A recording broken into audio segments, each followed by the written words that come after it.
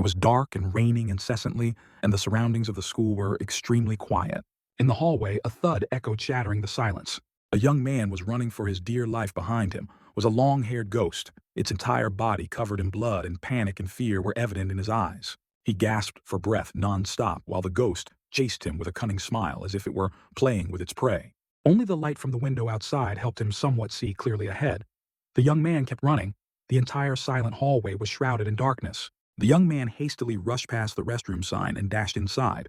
Inside, the scene was one of utter desolation and ruin, with shattered glass scattered everywhere and bloodstains splattered on the walls. The only window frame also had its glass broken. The young man, without hesitation, rushed into the restroom stall nearest the window and slammed the door shut. He quickly locked the door. Once everything was settled, the young man placed his hand on the wall, his back to the door, gasping for breath. Just as he was catching his breath, thinking the chase was over, a thick strand of black hair dangled from above. The thick strand of hair moved closer to the man, and he began to recognize it. When he turned around, his eyes glinted with an indescribable fear, his pupils trembling.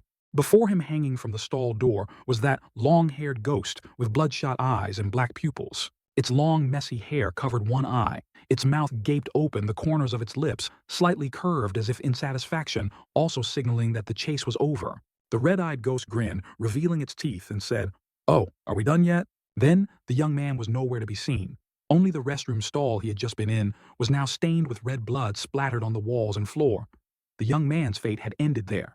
But it was just a thrill-seeking game, and the man in the real world had fallen off his chair, his bottom hitting the ground, the controller falling from his hand, his mouth open in a terrified scream. The teenager removed the VR headset from his eyes still showing shock, and he took heavy breaths. Finally, it seemed he had calmed down. The man let out a long sigh. He stood up, righted his chair, rubbing the spot where he had landed painfully. Two large-screen computers lit up the room. Becoming the sole light source in the simple room, the man said, "So you came out from there, huh? You scared me to death." "Oh God, my butt." His face showed some apprehension as unflattering comments appeared on the screen. "This guy falling is so funny. Oh my God, what the heck was that?" He's stuck on the ceiling.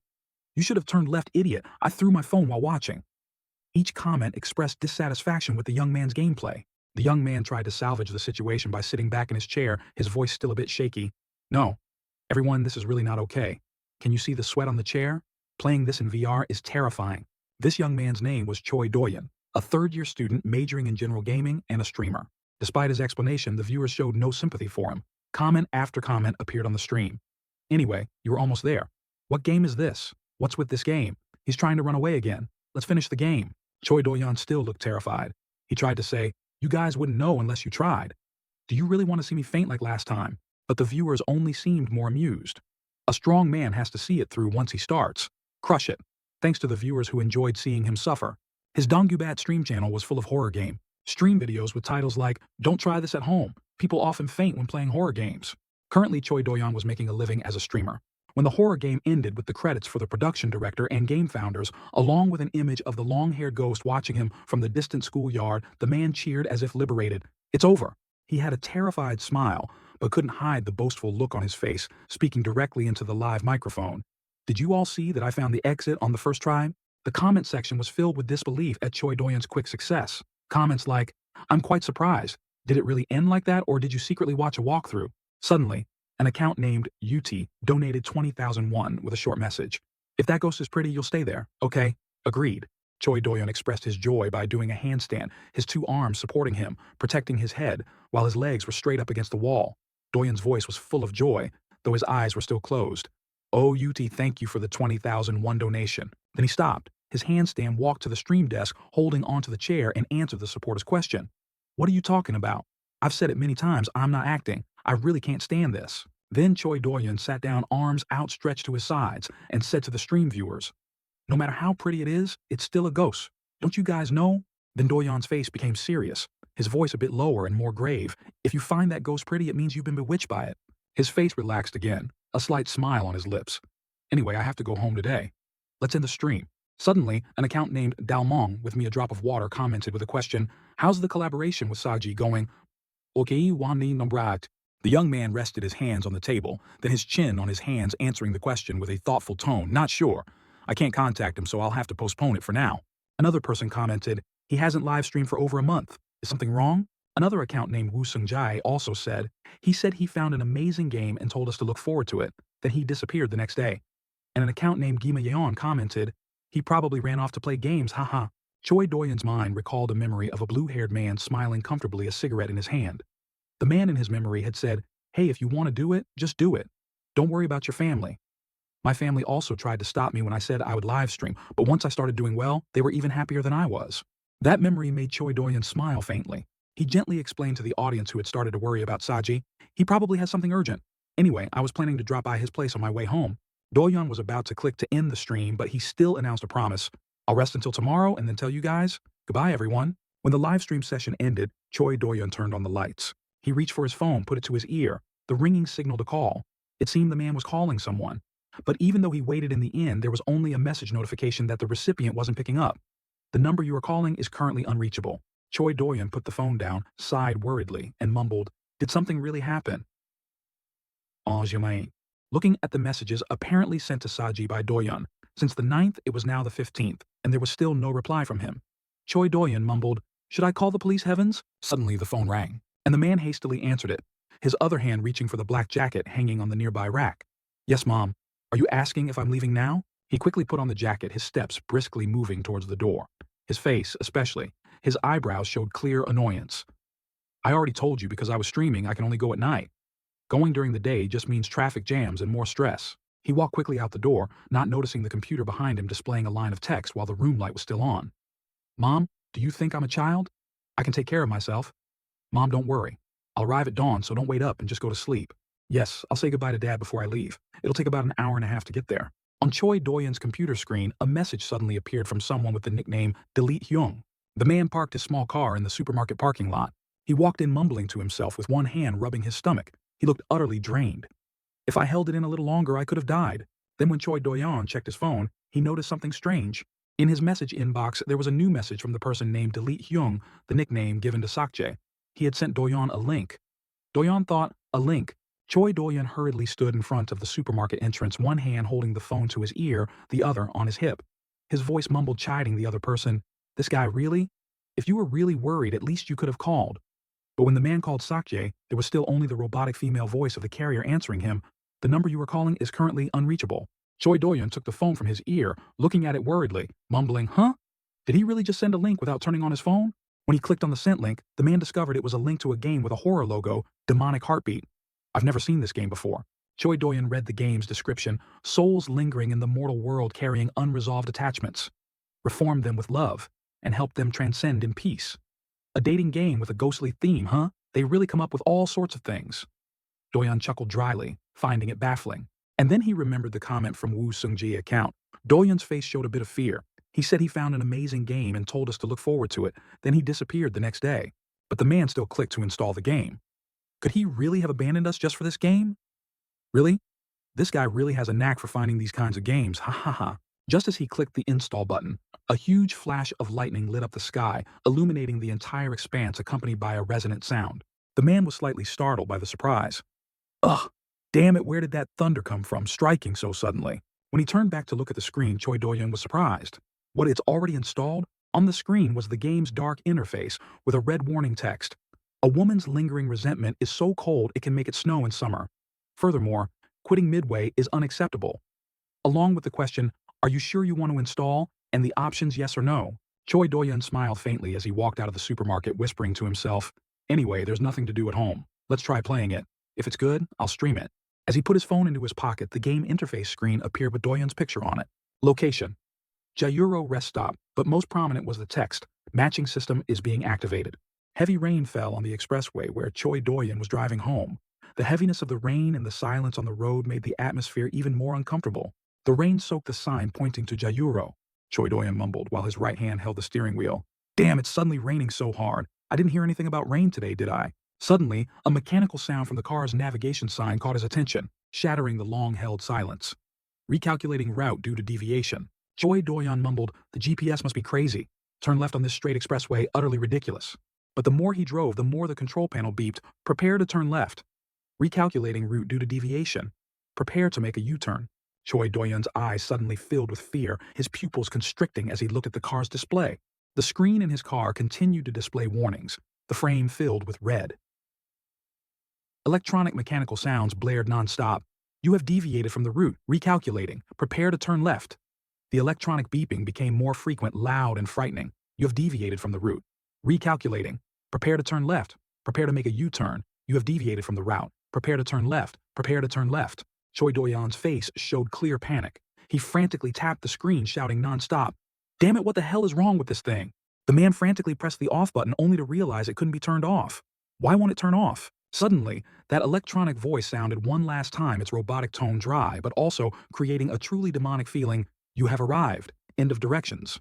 The man regained his composure, his eyes glinting with fear and surprise. Damn it, has it stopped yet? When he looked up, still terrified by the recent situation, it scared the soul out of me. The young man noticed some creature blocking his path. His eyes showed worry and fear. It seemed he had experienced too much fear today. The man slammed on the brakes, but it was too late as the tires skidded on the road and he still hit the creature standing in front of his car, sending it flying. Choi Do-yeon's car stopped just before the bridge railing, while the creature he had hit lay some distance behind his car. Choi Do-yeon clutched his head, clearly affected by the recent accident. Holy cow, what did I just hit? Jesse, you're... Through the side window of the car, he spotted what he had hit earlier lying sprawled on the road. Looking at its shape, he thought, a person. Choi Do-yeon hurriedly rushed out of the car without an umbrella, despite the pouring rain. He rushed to what he had hit, shouting, "Hey, are you okay? Hey!" He shook the person, still calling out nonstop, "Wake up! Hey, are you okay?" Unable to wake the other person, Choi Do-yeon frantically dialed his phone, mumbling, "What should I do now? Call for rescue first. The police. No, I should call for an ambulance first, right?" When he managed to open his phone, he was surprised to see the phone's interface. It was the interface of the game he had just downloaded. Now it was displaying lines of text, "Rainy Day Expressway." Rushing home, a woman crashed into the car. The panic and anxiety lasted only a moment. I suddenly realized she doesn't belong to this world. The woman slowly stood up, looking down at me with eyes full of resentment and sorrow. What should I do? That situational text came with 3 choices. Forget it, she's a ghost anyway, just run. Or B, but shouldn't I ask why she's still lingering in this world? And C, why are you standing in the middle of the road like that? Are you crazy? Demand compensation for the car immediately. When he wanted to close the game interface, it didn't disappear, just like when he frantically pressed the car's control panel. His phone wouldn't turn off. Choi Do-yeon was only focused on dealing with his phone, completely unaware that the ghost had awakened and was standing right in front of him. It felt like it wanted to tear him apart. Choi Do-yeon just kept shouting, "Damn it, what the hell is this? Is the phone dead? And it won't even turn off. You shot yourself in the foot, damn it. See, I told you don't download random stuff." The ghost's voice was hair-raising. Do-yeon's pupils contracted as he realized the creature was awake. "Why did you kill me?" Choi Do-yeon looked up in fear. The ghost with its hair looked just like the ghost in the game he streamed tonight. "Why did you let me die?" The terrified man backed away, moving away from the frightening-looking ghost in front of him. His mouth let out a desperate scream, and his phone had been thrown far away. Choi Do-yeon's eyes shone with pure terror as the ghost continued to question him, its voice terrifying. "Why?" The ghost kept repeating the question, moving closer to Choi Do-yeon. "Why did you kill me?" The long-haired ghost's body was truly contorted, its entire form twisted to one side, its long black hair covering its face. "Help me. You can help me, right?" Choi Do-yeon clenched his fist, thinking to himself by intuition, "I know." Then he quickly jumped up and ran away, his phone still left behind in the distance. A notification was updated, and on the screen was answer A, "Forget it, she's a ghost. Anyway, just run." And the answer matched Choi Do-yeon's recent action. That thing does not belong to this world. Choi Do-yeon ran with his eyes closed as fast as he could towards his car, leaving the ghost behind. He even cursed, "Damn, what the hell is this?" The ghost behind its body bent far forward, its form teetering, stumbling, as if about to fall. Anyone could see that thing wasn't human. Deep within the ghost's empty black eyes was an ultimate disappointment. "Ah, you're just like them, aren't you?" As the ghost clutched its face as if to show its disappointment, a pink background screen appeared with blue and red text. "She is very disappointed with your choice." Affection levels significantly decreased. The ghost mumbled, "Why does everyone hate me? Why doesn't anyone want to meet me?" A light bulb on the nearby expressway bridge suddenly shattered its glass shards of glass, falling to the ground with barely audible sounds. The ghost clutched its face while the control panel displayed red text. "Warning, her affection level has changed from neutral to hostile." The ghost screamed, "Why, I just want to live?" While Choi Do-yeon frantically tried to open the car door to escape, the control panel continued to display text. "Warning, her resentment is deepening and she is becoming enraged. Escape quickly." The more urgent it became, the harder Choi Do-yeon pulled at the car door. He cried out in panic, "What now? Why won't it open?" Choi Doyan mumbled clearly, still in a hurry, not noticing the ghost right behind him, its long hair hiding eyes full of hatred. I have to run before she catches me?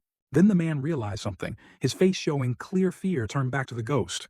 The next second, the ghost's bloodied hands with sharp fingers grabbed Doyon's neck, and then he was thrown to the ground by the ghost under the heavily raining sky. The man could do nothing more in this situation. He used both hands to grip the creature's wrists tightly. Gasping for heavy breaths, trying to get some oxygen for himself, he thought to himself, what kind of strength is this? A drop of blood fell on the man's face, surprising and frightening him, hastily snapping out of his thoughts to look up. Looking closely, the ghost didn't look as scary as he thought, pale white skin and small rosy red lips. The ghost whispered, "Why?" In the rain, the ghost suddenly appeared as a beautiful young woman wearing a patient's gown. She burst into tears, her tears mixing with the heavy, incessant rain. "Why didn't you save me?" Choi Do-yeon suddenly remembered a saying, "If you find that ghost pretty, it means you've been bewitched by it." While the man was still stunned, and the ghost continued to weep, its hand still around his neck. A white truck with bright headlights sped towards them. "Have I been bewitched?" The man's eyes now focused on the truck rushing from the tunnel. In his eyes, deep in his eyes, that horrifying light was clearly depicted. Just for a fleeting moment, her expression. The truck couldn't brake in time. Blood splattered onto the expressway. Only Choi Do-yeon's last thought remained. It looks heartbreakingly sad. Blood splattered on the phone, still lit up, with a game interface showing the ghost girl from before and a line of text. Conquer her heart, increase affection, resolve resentment to restore her true form. Another bolt of lightning struck, illuminating the entire dark sky. Choi Do-yeon had a terrified face. He clutched his face, the corners of his eyes slightly wet. Everyone around was startled and looked back when they heard his foolish scream. Choi Do-yeon horrifyingly remembered that memory when his body twisted and his bones shattered. "My bones are shattering, and my organs are twisting." The man took heavy breaths, his brain replaying those moments over and over, the uncomfortable pain. A kind stranger came to ask about him. "Ah, are you okay?" but was brushed off by Choi Do-yeon. "Stay away." Choi Do-yeon continued to take heavy breaths, clearly still terrified. The air grew still as people were surprised and judged his actions towards the kind stranger. Whispers broke out. "Huh, what's wrong with that person?" Another person chimed in. "Helping strangers these days is just asking for trouble." Choi Do-yeon clutched his face with one hand, mumbling with panicked eyes. At the rest stop, I was definitely on the expressway. Could it have just been a dream? On his phone's interface was that pink status screen. It read, "Choi Do-yeon, you have died," restarting from the last save point. He whispered, "But even if it was a dream." The man trembled as he read the next notifications. "There is a date happening here. If you do not wish to continue the date with her, please leave this area." Do-yeon found it hard to believe. What is all this A date? On the phone screen, he choked up as he found his own information displayed there, along with the location text, "The girl on Freedom Road." The elderly stranger continued to look at him with a clearly worried face. "Student, you don't look well. Are you okay?" But instead of answering or responding to the stranger's kindness, Choi Do-yeon ran away in panic. The person behind him kept calling, "Student." He frantically rushed out of the supermarket, ignoring the stranger's calls, almost disappearing into the dark night. Once again, his small car rolled along the expressway under the pouring rain. He mumbled, "This can't be happening." Choi Do-yeon slapped himself hard as if to reassure himself, thinking, "I'm just seeing things wrong." No matter how he tried to reassure himself, his body still trembled uncontrollably. There are no ghosts in the world, right? Did this happen just because I installed a game? His car drove past the same old sign. He continued to mumble, almost hypnotizing himself under the incessant rain. "Lately, I haven't been able to sleep because of streaming and editing. If I take this opportunity to go home and rest a bit." But before he could calm down, the mechanical voice of the car's navigation sign blared, making him freeze in fear, rerouting due to deviation from the route. The navigation sign screen was once again covered in red, its electronic beep repeating nonstop. "In a moment, turn left, rerouting due to deviation from the route. In a moment, make a U-turn. In a moment, go straight," making the man think fearfully, "Don't be so ridiculous." Fear once again filled his eyes. Choi Do-yeon thought, no way, this can't be real. And just as expected, when he looked up, a figure was running towards his car in the pouring rain. Even with his vision obscured by the rain, Choi Do-yeon could recognize it was the ghost from before. He didn't hesitate and immediately slammed on the brakes. The car stopped its front end right in front of the ghost. Choi Do-yeon was almost mentally exhausted. He rested his forehead on the steering wheel, taking heavy breaths. He mumbled under his breath, his voice utterly bewildered. "Why is this happening to me? I was just playing a game and streaming in my room." The scene remained the same. The ghost hadn't moved from its spot, just standing there staring at him. While Choi Do-yeon continued to wonder in utter despair, "I haven't done anything to deserve this enmity." Then, as if unable to bear his current fate, Choi Do-yeon screamed in the car with all his hatred. Did all this really happen just because I installed a game? What the hell am I supposed to do? At least give me some explanation. While the man continued to torment himself in that uncertainty, his phone screen lit up as the game interface updated once more. Choi Doyon, though terrified, looked at it as if it held the answers to his questions. On the phone screen, the status board appeared with a new line of text. It described Doyon's situation and his current confused state of mind. As I struggled between dream and reality, she appeared before me again. This is already the second time. The man gritted his teeth as he read that line, telling himself, yeah, in the end, it's just a game. Hastily grabbing the phone lying on the seat next to him with a worried face, he still reassured himself, it'll be fine. I've played visual novels a few times on my stream already. Looking at the phone screen different from last time, there were now 4 options to resolve the situation. A. Isn't she already dead? Carefully turn the car around and escape. B. Do you want to die again? Get out of the car and shout angrily. C. Offer to drive her home. And D. Ask her what she's doing here and find out her situation. Choi Doyon thought to himself, choose the best option given in the situation to increase the character's affection level. Though his body trembled violently, Choi Doyon gritted his teeth, forcing himself to think clearly. Even if I only choose the safest options, I'll only get an average result. Don't panic, Choi Doyon. Since things have come to this, let's just end this. The sound of banging on the car window pulled him from his thoughts. Choi Doyon looked up in fear. The ghost was clinging to the car window, its bloodshot eyes and gaping mouth incessantly, questioning, why did you turn away? Why do I have to be the only one suffering? Choi Doyon could do nothing but sit still and listen to those questions. It's so unfair. While the girl continuously banged on the car window, her mouth repeating nonstop, it's so unfair. Doyon thought again. This is a Bishujo dating simulation game. He kept reassuring himself, his eyes still fixed on the girl banging on the window. It's just a game where you choose one of the given options. He gritted his teeth, beating a mental drum. It's okay, Choi Doyon, you're good at games? He got out of the car, holding an umbrella, and held it out in front of the girl. Sorry.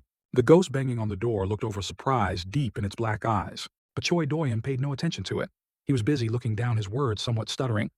I'm just saying this in case I'm really not a suspicious person, okay? His hand holding the phone dropped limply. The screen showed option C. I don't know what's happening, but I want to help. Choi Doyon held up the umbrella, forcing himself to finish his sentence.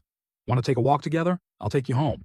The control panel appeared, and the girl stopped banging on the car window, instead turning to look at him. C. Suggest a walk. Offer to take her home. The scene seemed to freeze, only the sound of incessant rain on the expressway. Choi Doyon thought, I did it. He swallowed faintly. I did it. But Doyon trembled with fear, tears welling in the corners of his eyes. I'm so scared. I'm scared shitless. I want to run away right now.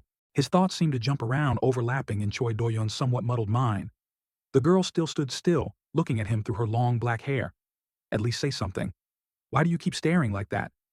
He felt uneasy. Is this choice wrong? But I can't think of any other option. The girl had started to move, taking her first steps closer to him. She won't kill me just because she doesn't like those choices, right? The girl's voice mumbled. The falling rain made her voice even quieter. Maybe. She clung to Choi Doyon's shirt, making her voice clearer in his ear. The man unconsciously stiffened. Can you see me? The man stiffened, his mouth stuttering without thought. Huh. Then he realized the girl was asking him, so he stammered, I see you? The girl, without any warning, rushed to hug Choi Doyon. The man, stunned, dropped the umbrella. The man looked surprised and scared by the girl's sudden action. Her strength pushed him down hard, and they both fell onto the road. His eyes were full of astonishment. The girl's voice choked. Please, I beg you. The girl cried, burying her face in Choi Doyon's white shirt. Don't leave me. I don't want this anymore. A small sense of empathy appeared in his eyes when he heard the girl cry. Please, please, I beg you. The girl returned to her original beautiful appearance, her tear-filled eyes looking up at him, her small lips slightly pouting. How beautiful she looked. Don't leave me alone anymore. Finally, the girl sobbed under the car's headlights. Anyone who saw her would exclaim that she was truly a fairy descended to earth. When the status board screen appeared again, the man was looking at the girl. In his eyes was clear empathy. Your choice has slightly increased her favorability. The status board continued to display text, and the girl still cried nonstop. Her condition has stabilized. He closed his eyes, exhaled as if shedding a burden, and placed his hand on her head, thinking to himself, fear had blinded me from seeing it. The man looked straight up at where the streetlight was emitting a bright white light, and his thoughts continued. What happened to her? Why did she have to cry so painfully? Finally, as if having gathered his thoughts, Choi Doyon raised his hand to hold the girl's forehead, making her startle and stop crying. What happened to make her like this? The girl sat up, her eyes still misty, making her face even more beautiful. I'm really sorry, but Choi Doyon's hands clutched his heart, teeth, gritted eyes closed, showing pitifulness. This isn't an act. I'm completely soaked in the rain. At this rate, I'll die of hypothermia. Can you move aside for a moment? After closing the car door and preparing to continue rolling on the expressway, Choi Doyen's eyes looked at his companion with fear. He thought, what should I do now? In the passenger seat was that girl soaked and still covered in blood, crying nonstop. The man anxiously looked at his phone, his hands drenched in sweat. Somehow I managed to get her into the car, but the phone screen interface now had the subsequent action choices gone. Only the text free date appeared. Choi Doyen was surprised. Now it's suddenly a free date. He smiled painfully, feeling truly helpless, and also pitied himself tonight. If this is a dating simulation game, shouldn't there at least be choices? This is no different from being abandoned. What else am I supposed to do in this situation? A car horn blared from behind, startling Choi Doyen into looking at his rearview mirror, and he terrifyingly recognized the cause of his first death. The white truck was rushing towards them. But the next second, the truck had switched to another lane, avoiding the small car on the road. His terrified eyes still followed the truck until it disappeared from sight. That truck is the one that killed me at first. Well, stopping on the expressway is very dangerous. Then his eyes became serious, his thoughts firm. That's right. The game isn't important right now. Choi Doyen quickly came up with an idea, not forgetting to notice the red notification on the screen indicating the car door on the girl's side was still not closed. First, I'll go to a park or some safe place. Then when she has calmed down, we can talk again. Choi Doyen leaned over one hand, pressing on the driver's seat armrest. His hand reached out his mouth, smiling awkwardly. Your door isn't closed. Let me take care of it quickly for you. While closing the door, Doyen kept repeating in his head, stay calm. But just as he closed the door and was about to pull his hand back, his armrest slipped. Don't make a mistake by acting carelessly. The car shook a little. It seemed something unexpected had happened inside the car. Choi Doyen's black phone fell to the car floor, making a sound that was hard to ignore. He was stunned to realize he was pressing his face against the girl's thigh, his left hand unintentionally touching her calf. He had lost his balance and fallen onto her. Even though he was the one who fell, Choi Doyen's body trembled. He raised his fearful eyes to look at the young woman he had bumped into. Only one thought ran through his mind. I'm definitely dead. Choi Doyen looked up, his pupils contracted with fear as he looked at the girl. The thought in his head continued. Facing him was the girl, her eyes still watery, her pale white hands clutching herself, one leg drawn up, looking at him with apprehensive eyes. This isn't just a simple mistake, the girl mumbled, while Choi Doyen frantically explained to himself, his body recoiling. Is this why I was brought here? No, that's impossible. The man with the despair and fear that had tortured him all that night pleaded frantically. It was really just an accident, please believe me. The door wasn't closed properly, so I tried to fix it. Choi Doyen was certain in his fear, I'm going to die. I'm definitely going to die. The man waved his hands frantically, trying to explain to himself, we can't just keep blocking the road like this, right? I think that ghost can't close the door by itself. So I just wanted to help. I really didn't mean any harm. I don't even have the guts to do that. I'm a completely harmless person. While the man tried to justify his actions, the girl beside him clutched her stomach, her body trembling. When I was in school, my nickname was Game in the House. Then he smiled awkwardly. I'm really sorry, but the small car is still stopped on the expressway in this downpour. Can we move to the nearest rest stop? It seems a bit dangerous here. It seemed that upon hearing the word rest stop, the girl turned to him with wary and fearful eyes. The man responded with fearful eyes, seemingly realizing he had misspoke and said something that displeased the girl. At this point, Choi Doyen was truly embarrassed. His legs were on the driver's seat, his whole body leaning towards the car door face forward. But if you don't want to, it's okay. The girl covered her mouth with one hand, her rosy red lips slightly upturned. Seemingly unable to hold it in any longer, she burst out laughing, her closed eyes still holding a few tears. Seeing her laugh like that made Choi Doyen feel scared, a feeling like she would eat him alive at any moment. Then she stopped laughing and wiped her tears. Sorry, I probably laughed because I felt relieved. I was worried that the first person I met might be a weirdo. She turned to look at him. Thank you for giving me a ride. My name is Ha-yeon. Choi Doyen still looked at Ha-yeon with apprehensive eyes, as if he couldn't believe that was all there was to it, until the girl asked, and you? He received the girl's question, turned his face away slightly, and then answered, I'm Choi Doyen. His white small car continued to roll along the expressway. The girl sitting beside him thanked him, while the man was clearly startled by her attitude. Thank you. You must be very busy, yet you're still willing to take me. Doyen was embarrassed. No, it's okay. It's just a little detour. Ha-yeon closed her eyes, resting her chin on her right hand, which was propped against the car door. It feels strange. I never thought I'd have the chance to talk to someone again. Choi Doyen looked at the girl, who was still lost in her thoughts. Honestly, I had completely given up hope. He looked down, his eyes full of empathy. The man observed the road ahead, still not forgetting to talk to the girl. If you don't mind, can you tell me what happened? Why were you on this road? What are you doing here? Realizing his questions might make the young woman feel a bit awkward, he quickly added, "Ah, if it's too difficult to say, you don't have to. I'm just curious." The girl's eyes were filled with sadness. It seemed his question reminded her of unhappy memories. Then Ha-yeon opened her mouth to answer. "I don't know either." The girl answered with a blank expression. "I was dragged away by a strange man, and when I opened my eyes, I was on this expressway." Ha-yeon clasped her hands together. "At first, I didn't even realize I was dead. I just thought I was lucky to survive because I was afraid I might meet him again. I hurriedly ran along the road, but as time passed, I gradually noticed something was wrong." Ha-yeon lowered her face and continued to answer. "Then no matter how many times I called for help, people just passed me by. Even after walking for many days, the road seemed to never end. Only then did she look up, her distant gaze fixed on the bright light ahead. It seems the sun has risen. That's when I realized I had died back then, and I couldn't leave this place. I was completely alone." Then she gave a smile filled with deep loneliness, as if the earlier tears had never happened. She clenched her fists. "Just thinking about being able to see my family again makes me want to cry. Thank you." The man looked at her with apprehensive eyes mixed with empathy, but he said nothing. He could only think, what should I say? How can I comfort her even a little? Me dan nem. The car's navigation sign indicated that there were still 450 kyaulgi to the end of the expressway. He turned to ask her, "But what if your family can't see you?" Ha-yeon, the girl's eyes showed disappointment, but then she smiled. "Then would you mind if I stayed a little longer?" Do-young was startled and bewildered. "Huh." Ha-yeon burst out laughing, seeing him so surprised. "I feel a little embarrassed now.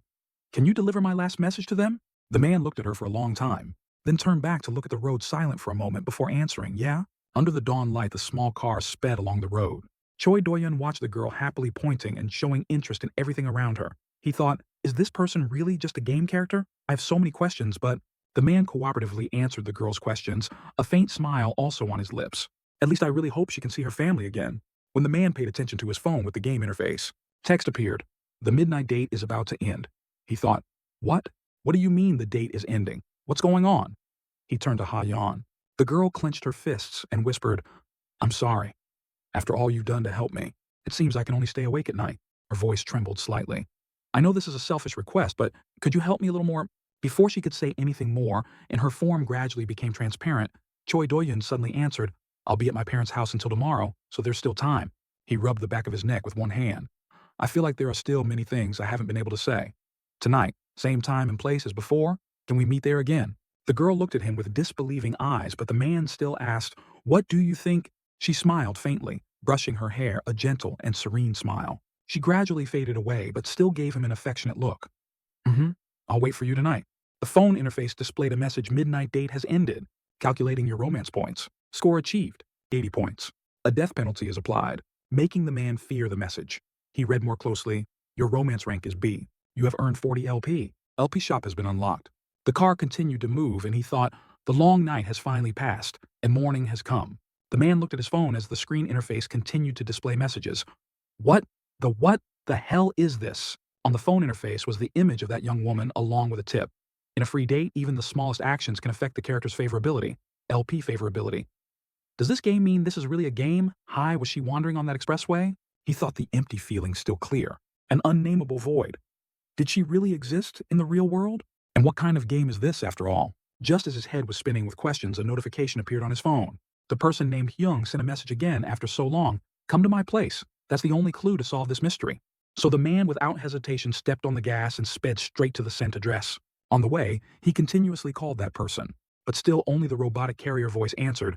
"The number you were calling is currently switched off." He exclaimed, "What the hell is Hyung doing?" After parking his car in a deserted garage, he rushed straight to the sent address, but inside was just an old room with messy furniture. He rushed in shouting, "Hyung, what's this?" The door is wide open.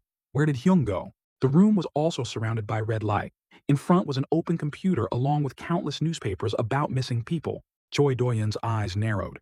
He mumbled, "And what are these things?" On the table was a very clear notice, "Missing person," which was Ha-yeon's notice. Choi Do-yeon mumbled, "Unbelievable Ha-yeon," as the man was lost in countless questions, unanswerable queries behind him. At the ajar door, a creature wearing a plush animal hat walked by, looking truly terrifying. That creature turned to look at him with blood-red eyes. "I just installed a game, and that game is a Bishujo dating simulation game." Do-yeon held the paper in his hand and carefully read every word on it. He couldn't help but be bewildered. What is this? Why is Ha-yeon on a missing person flyer? In Doyun's hand was the missing person warning with full personal information and a picture of likely Ha-Yan. Doyun felt extremely uneasy. Why would someone who just stays home playing games have these things? Impossible. He looked up and around, then was startled to see identification flyers and missing person warnings plastered all over the wall overlapping each other. Doyun thought to himself, looking closely now, most of them are related to murders or missing persons. Ha-Yan was also killed by someone she had never met before, right? Some of these articles I remember seeing them on the news. The thoughts in his head made Doyun's hair stand on end. He kept looking at the flyers in his hand. So that means people who were wrongfully murdered become ghosts and appear as characters. Then Doyun looked at the notebook in his hand. It looked like a diary. Doyun couldn't believe his eyes as he read the lines inside. Each ghost appears at the place of their death, or a location strongly connected to their memories. As long as the body remains, they cannot stray too far from that place for too long. Although there are some exceptions, wandering souls usually disappear when there is strong positive energy, like in the morning no matter what. You also cannot escape or delete this game. Like other dating games, the only option is to increase their favorability and achieve... What's this? The lines ended abruptly. Doyun was extremely confused. What is this? At the same time, rapid sounds echoed. Someone was banging on the iron door. An explosive sound. The door burst open. A small girl appeared behind Doyun. Outside was engulfed in a sea of fire. Her whole body was covered in dirt and blood. She growled, her voice truly horrifying. Hide well, or your hair will be exposed. Doyun turned around, his face pale. The girl continued to speak cryptically. This isn't in the garden. You'll leave traces. At that moment, a notification appeared on Choi Doyun's phone, warning her favorability level hatred. Run immediately. She slowly said, not the fence you'll step on the pumpkin vine. A red ribbon. Choi Doyun stood frozen in fear, trembling uncontrollably in panic. She looked up. It was the head of a stuffed animal, but its eyes were extremely horrifying. Found you have I... Flames engulfed the room, immediately igniting the stove and gas tank. A crashing sound, a loud explosion echoed. Looking outside at the apartment building, a fire erupted right after that sound. Fortunately, the automatic fire suppression system activated in time. Choi Doyun lay in pain on the floor after the explosion.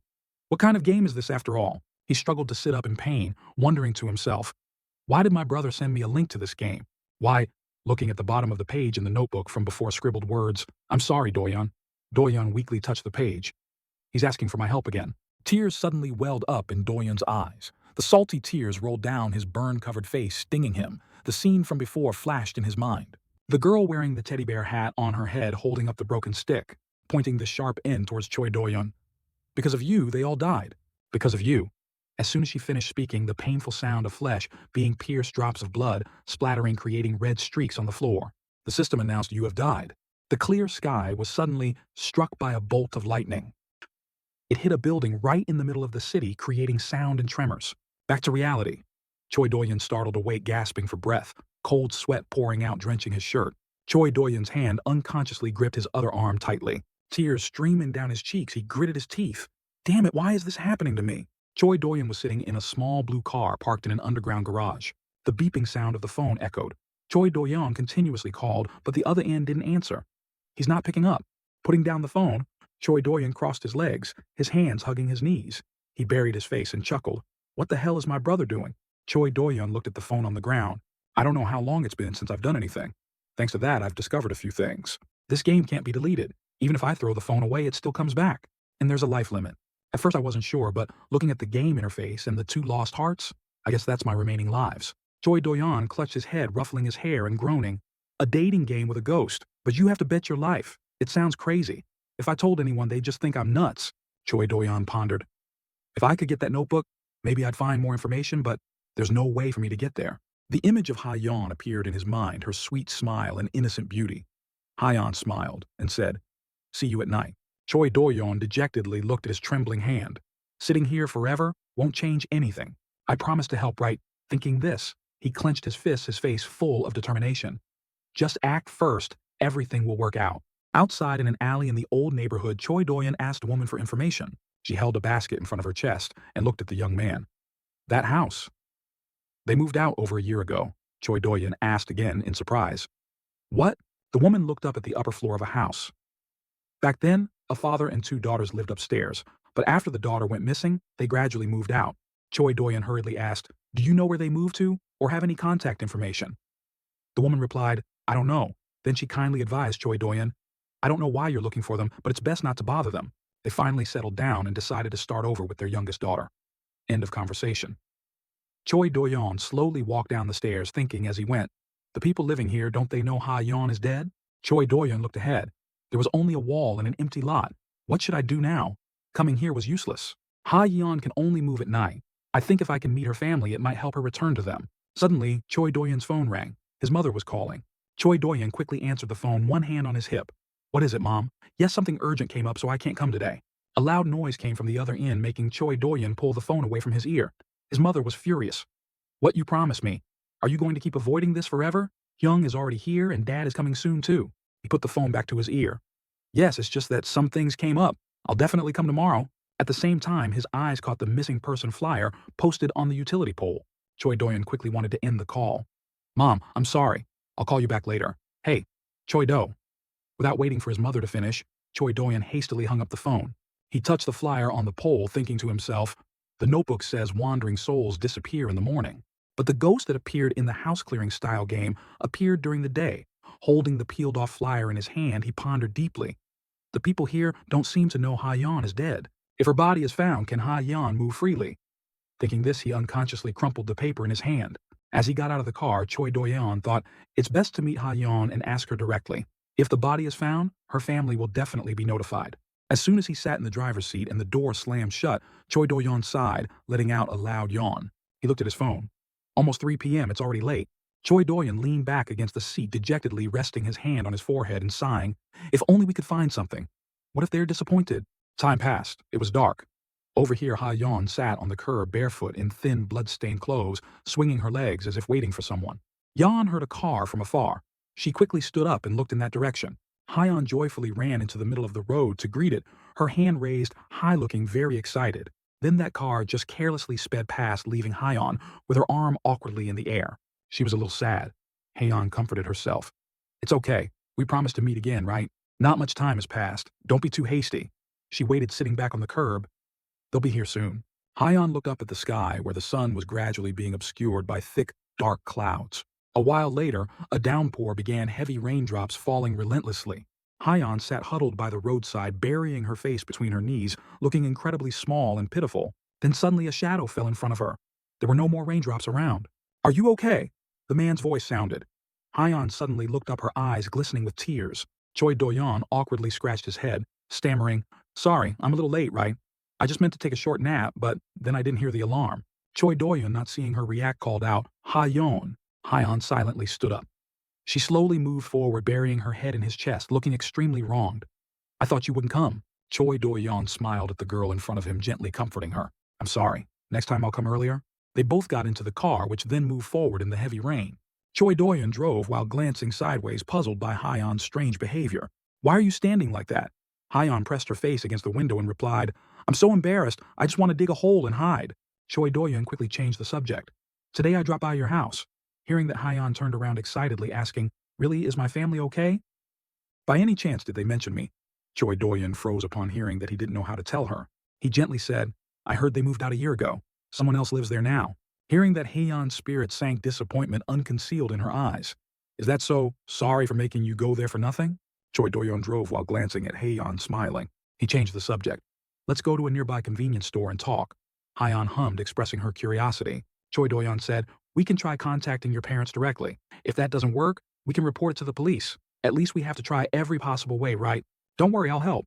Choi Do-yeon looked at her and smiled, nodding to affirm his reliability. Ha-yeon said nothing, placing her hands on her lap, her fingers fidgeting. Ha-yeon was embarrassed. She stammered, I'm very grateful, but can I ask you something? Why are you helping me so devotedly? Ha-yeon's cheeks flushed slightly. I have nothing to repay you with. You could have refused and ignored me. Choi Do-yeon sighed inwardly upon hearing that. I just want to delete this game, but I can't say that. He hesitated. Well, on the phone screen in front of him, a notification appeared. Choi Do-yeon looked blank. What's this? A sudden question. Choose before time runs out. It gave him 2 choices. 1, because you're my type. 2, because I feel sorry for you. Along with that, a clock displayed a 10-second countdown. Choi Do-yeon couldn't help but be bewildered. Now, what is this? The clock showed 8 seconds. Ha-yeon looked at him with expectant eyes. So, the countdown clock didn't stop. 7-6. Choi Do-yeon opened his mouth. He stammered, unable to make a sound. 5. Choi Doyan blushed, covered his cheek, and turned away. What, you're my type? The system displayed his choice, the first one. Because you're my type. Ha Yeon smiled, joyfully humming. What do you mean by type? Do you have a special interest in ghosts or something? Choi Doyon was startled. No. What? It's just… He looked out the window, his voice softer, his face red as a beet. I want to help because it was a beautiful girl crying. Then Choi Doyon denied it to himself. It's nothing. It's just that you look so sad. Ha Yeon awkwardly hummed. Well then she looked up ahead. You didn't come here intentionally, right? In front hotel signs stretched along the road. The car's navigation system announced, we are about to arrive. Choi Doyon was stunned as he looked at the road full of hotels before him. The car parked in front of a hotel. Choi Doyon held an umbrella for Ha Yeon. He pointed ahead. Look, a convenience store. Did you just pick the nearest convenience store to come to? Beshi. Ha Yeon clasped her hands behind her back, giggling. Sorry, but I had to confirm. You suddenly brought me to a place like this. Ha Yeon turned her face away, her fingers intentionally twirling a lock of hair, her large round eyes feigning innocent pitifulness. Some people help others just to demand money from their families, or they'll ask for something shady, right? If it weren't for you, Doyon, I'd still be wandering the streets, and maybe I'd be kicked out onto the streets again. Choi Doyon was startled to hear that. He let out a startled gasp. Choi Doyon stammered, waving his hands to explain, No, I never thought of anything like that. Ha Yeon saw Choi Doyon's flustered appearance and burst out laughing. Just kidding. Your reaction was so funny I just wanted to tease you. Choi Doyon blushed furiously upon hearing that. Choi Doyon glared at her. Can you stop teasing me? Ha Yeon laughed even more merrily. Sorry, but I feel calmer now. You don't seem like that kind of person. A Yeon's voice suddenly deepened, her playful demeanor gone. Ong Zeon was bewildered. Huh, Ha Yeon hummed. She grinned. Never mind, I was just talking to myself. Then she looked at the store in front. So what should we do? It seems to be closed. Choi Doyon raised his phone, hesitating. I haven't thought about that. How about we move to another place? Ha Yeon touched her chin. She looked like she was thinking. Ha Yeon turned her head to look at the hotel. So instead of going back, let's just go straight. We can take shelter from the rain and chat a bit, right? Choi Doyon suddenly fell silent upon hearing that his face read to his ears. They both went in and rented a room at the hotel. As soon as they entered the room, Ha Yeon excitedly jumped onto the bed and cheered enthusiastically. The bed. It's so soft. Then she rolled around contentedly. Choi Doyon looked at her, smiling gently. He looked at the girl joyfully on the bed and asked, Did you come in here just for the bed? Ha Yeon looked at him and said, Try living alone on the streets every day. Do you know how much I miss a bed? All I see are endless tall buildings. Ha Yeon lay contentedly on the bed. She closed her eyes in enjoyment and the cries of deer in the forest. And yet, what I miss most is the bed.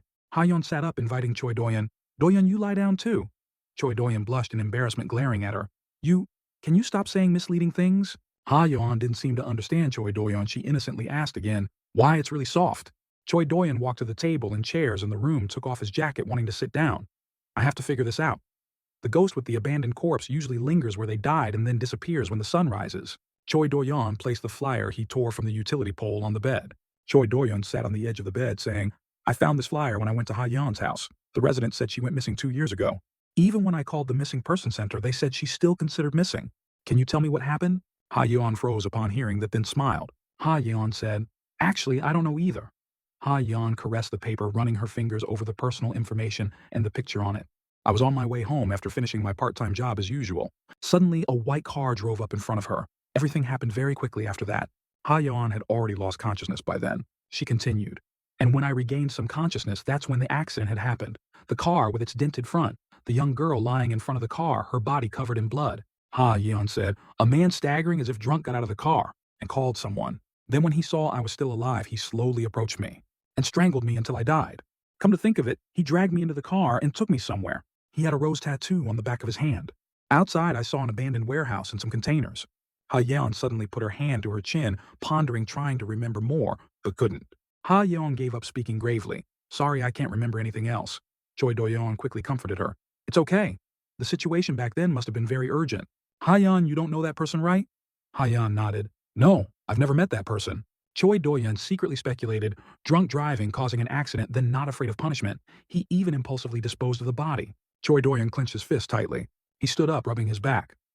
First, we should check the satellite map of that warehouse. If we can pinpoint the location to some extent, we can find Ha Yeon's body. Let's catch the criminal together. He stood facing Ha Yeon, his eyes full of determination, as if giving her more confidence. The murderer must pay for their crime, right? Choi Doyon held his phone, one hand on his hip, asking Ha Yeon, if your family helps. I think things will go smoother. Do you remember any contact information? It's not written on the missing person flyer. Ha Yan immediately read out a familiar string of numbers. Then she suddenly fell silent, her small hands clenched together. It's been too long. What if my family has stopped looking for me? What if I cause them even more trouble? A series of questions popped into Ha Yan's head, and the poor girl was only worried about others. Choi Doyun denied it. No way. His voice was firm as a nail. Your family tried very hard to believe you. He plopped down on the mattress. They even moved because living there reminded them of you so much they couldn't bear it. The neighbors all said your family was very close. Just hearing their stories, I can also see your family misses you a lot. You're not the only one who wants to see your family again. Even if things don't go according to plan, I'll help you. Ha Yeon felt her heart warm upon hearing those sincere words of comfort. She immediately felt much more at ease. Ha! Yeon smiled faintly. Wait, did you intentionally beat around the bush with these questions? That's quite touching. I'm sorry and thank you. Choi Doyan quickly changed the subject. It's late. Let's leave a message first. A notification appeared on the screen. Your action has increased favorability. Favorability level? Well-intentioned? Hayeon cheered in agreement. Great. A contact appeared on the phone, Habyo Mai. Choi Doyon squatted on the ground looking at the screen and asking, Is your father's name Habyo Mai?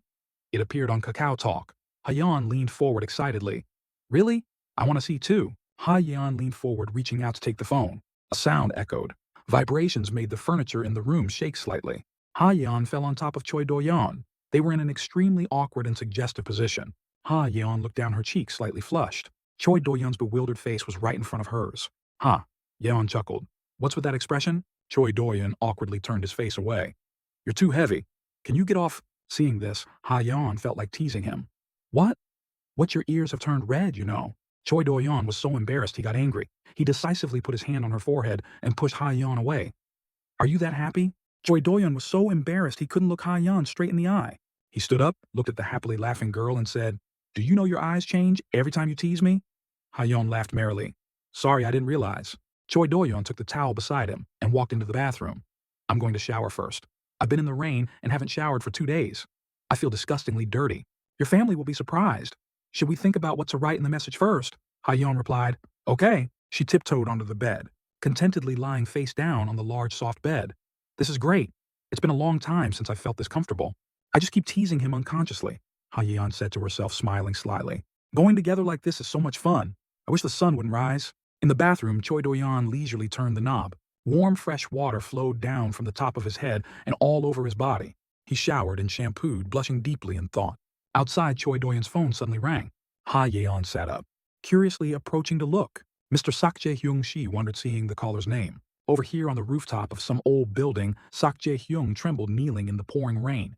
He miserably held the phone, praying the other person would pick up. His trembling hand continuously dialed, Please pick up, Do-yeon. A squishing sound echoed, streaks of blood trailing on the floor, handprints pressed into the ground looking like human hands, and it seemed to be crawling on its hands. Skae-hyung was startled. A horrifying sound came from behind him. Brother! Ska Jae-hyung trembled, glancing behind him. Why are you running? A demon appeared. It had all human parts, but it crawled backwards, hands and feet on the ground, its face tilted back, hair disheveled and hanging down, looking like a spider. You said I was beautiful. We were supposed to go on a date, right? As it spoke, it slowly crawled towards the man. Why are you running? It roared, revealing disgusting teeth and savagely white eyes. After a while of calling, the other end still showed no sign of answering. Ha-yeon sat on the edge of the bed, wondering, it must be an important call. Should I have notified him beforehand? He nodded and said, It's okay. If there's no problem, they'll call back. Though he said that Do-yeon was very uneasy at that moment, staring at the phone extremely tense. Also that evening, feeling no progress, they decided to sleep until morning. Ha-yeon lay on the bed looking down. Are you really okay, even if you sleep on the floor? Do-yeon rested his head on a pillow, phone in hand. It's okay. I often sit for a long time, so sometimes my back hurts too much, and I end up sleeping on the floor. She giggled, looking at his pensive expression. Suddenly, there was something she wanted to find out about Do-yeon. If it's okay, can I ask about you, Do-yeon? What kind of work do you do? When did you start seeing ghosts? You said you were on your way home. Does your family have a tradition of shamans? Do-yeon replied shyly, Not really. I'm a game streamer. I grew up without any connection to that world. Ha-yeon, you're actually the first dead person I've ever seen. Ha-yeon lay with her chin in her hands, curious. So you suddenly started seeing them, Do-yeon replied. Yeah, I guess so. She hid her face and giggled to herself. So I'm your first. Then she excitedly suggested, I want to visit your apartment, Do-yeon. I'm also curious about how you live stream. Do-yeon replied shyly. That place is small and messy. It's a bit embarrassing. The more he said, the more curious Ha-yeon became. Hearing that makes me want to go even more. He chuckled and replied, well, when Ha-Yan's matter is settled, I'll invite you over. Ha-Yan exclaimed in surprise, really? This will be the first time I've ever been to a guy's house. They hadn't chatted for long when dawn began to break. She knew her time to appear was running out, so she decided to ask one last question. Can I ask one more question? He looked at her confused. What is it? Ha-Yan quickly got up and said, maybe tomorrow too. Suddenly, Ha-Yan vanished right before Do-Yeon's eyes. He called her name in panic, Ha-Yan. Then he looked at his phone. The midnight date has ended. Calculating your romance points. Do-Yeon stared blankly at the screen. Your romance rank up. You receive 60 experience points. He was pensively speechless, his palms clenched. His throat felt tight. That same morning, Do-Yeon decided to go to his biological parents' house. Since he said he would come, did he have to? Suddenly, he remembered his father's harsh words. It's ridiculous that dad still expects something from someone like you. Do-Yeon dejectedly punched in the house password. Just eat quickly and leave. He went inside, slamming the door shut. The person Do-Yeon least wanted to see unexpectedly appeared. His father seemed to have just returned from work. His mouth stammered, unable to speak. Mustering all his confidence, he asked, are you okay, Dad? The man ignored him and went elsewhere, indifferent to his son's inquiry. The mother called out from the kitchen, Do-Yeon, you're here? Your older brother will be here soon, just wait a bit. He replied shyly, ah yes. A moment later, the table was laden with delicious food. The father asked the older brother, how is life as a resident doctor? He smiled and replied, I've gotten used to it. The man advised, don't be negligent and keep striving. Becoming a doctor isn't easy. Do-Yeon listened to the prolonged conversation between father and son, making his mind feel restless and uncomfortable. Fortunately, the mother appeared and spoke up. Why are you putting pressure on our son again? The father feigned ignorance. What did I do? She said, bluntly annoyed. You keep pushing the one who's already doing well. The older brother chuckled and interjected, it's okay. Dad went through it too, so he's probably speaking from his own experience. The mother tacitly agreed. Yes, that's true. Acknowledging his personality, at least with the eldest son here, I feel reassured. Then she changed the subject to the youngest son. How has Do-Yeon been lately? He flinched and thought to himself, I knew it. Then replied, me well? I'm managing in various ways. He glanced over and saw his father looking displeased. Do-Yeon could only silently endure, unable to swallow his words. 3 years ago, I left home. I know I have no right to return here. A moment later, the meal finally ended. Do-Yeon tied his shoelaces, planning to leave the house. His older brother saw him and came over to ask, where are you going? Do-Yeon replied coldly, just to the convenience store. He disappointedly advised Do-Yeon. 3 years is long enough. Don't you think so? It's time for you to settle down. He retorted angrily. This has nothing to do with you, Hyung. I'll handle it myself. Then Do-Yeon pushed the doorknob and stepped outside. Suddenly, a dinging sound came from the phone in his pocket. Seeing this, Do-Yeon picked it up to look. The message for Do-Yeon read, if you can trust me this once and call back, I would be extremely grateful. Your daughter is waiting. The person on the other end said, bluntly annoyed, I'm sick of this kind of contact. Please leave our family alone. We're living fine. Reading these lines made his mood even more restless. Then Do-Yeon hurriedly ran out of the apartment building. And then he went to a hardware store and bought a shovel.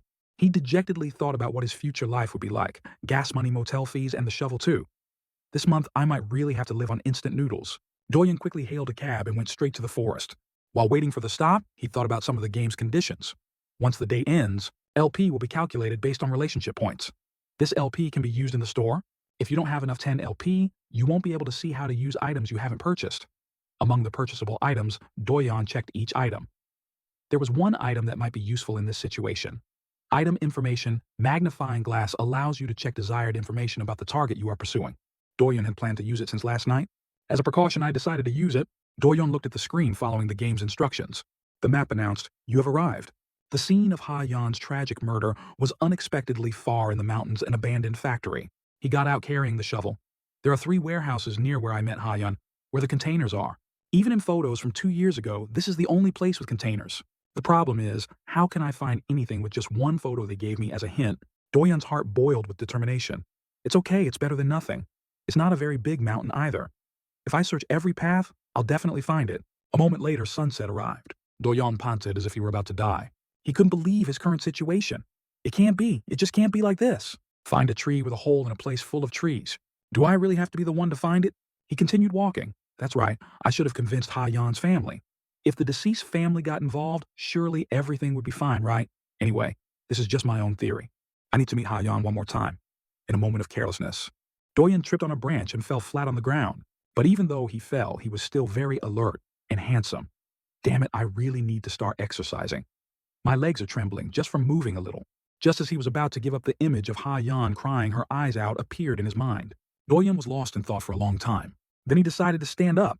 What am I doing here? Why did I come this far? A question Do-yeon asked himself. I need to work and save money for rent. I don't have time for this. But even so, Do-yeon didn't stop searching for Ha-yeon's body. He dug and dug even for a tiny glimmer of hope. She's just someone I met for the first time 2 days ago. If I want to delete the game, there must be another way. Suddenly, Do-yeon dug into something hard. He flinched, his heart pounding strangely. Do-yeon sat down and clawed at the dirt like a wild animal. Then he suddenly realized what was under this damp earth. What is this? Looking at Ha-yeon's corpse, he suddenly froze. I get it. I just don't want this person to cry alone in solitude. Do-yeon was a little scared, but still bravely picked up the corpse.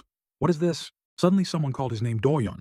He turned to where the sound came from and saw Ha-yeon standing by a tree. She said to him cheerfully, It really is you. He knelt on the grass and asked in surprise, Ha-yeon, your appearance. Understanding Do-yeon's implication, Ha-yeon replied honestly, I was surprised too. When I woke up, I was back to normal. Ha-yeon looked at him and said sincerely, Do-yeon, you look like the one who has something wrong. You're all muddy. Looking at Do-yeon's mud-stained trouser cuffs, she asked worriedly, Did something happen? He spread his arms to hide something behind him and replied to Ha-yeon, It's nothing. This place is dangerous. Let's go over there and talk. Do-yeon's attempt to hide it piqued Ha-yeon's curiosity. She stepped a little closer and then saw her own body lying there. But it seemed he had only dug up half of it, so she could only see a corner of her face and part of her shoulder. Do-yeon awkwardly explained, That's... Not letting him finish, Ha-yeon made a guess. I guess so. So you're the one who found me, Do-yeon. She voiced the strange thing she felt. It's strange. I usually wake up in the forest next to the road. This is the first time I've woken up here, so I was very confused. As if remembering something, Ha-yeon continued, It's okay. I know I'm dead. She comforted him in return. I'm fine, so don't make that face. Ha-yeon reached out and gently pinched a part of Do-yeon's eye. Ha-yeon looked at him and said, It's not your fault, right, Do-yeon? He looked at her silently, and then couldn't help his eyes turning red. Ha-yeon reached out and patted his head gently, comforting him. Why are you crying?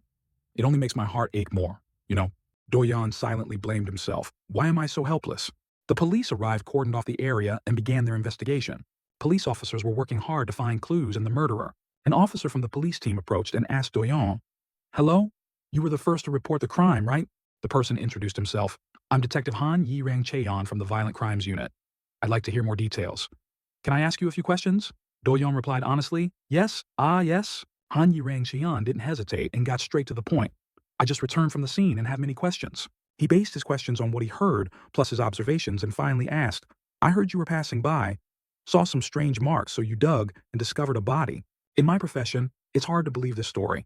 It's hard to see it as a coincidence, especially since you were carrying your own shovel. Why were you up the mountain alone with a shovel at this hour? Do-yeon was flustered, not knowing how to answer, so his gaze was somewhat evasive.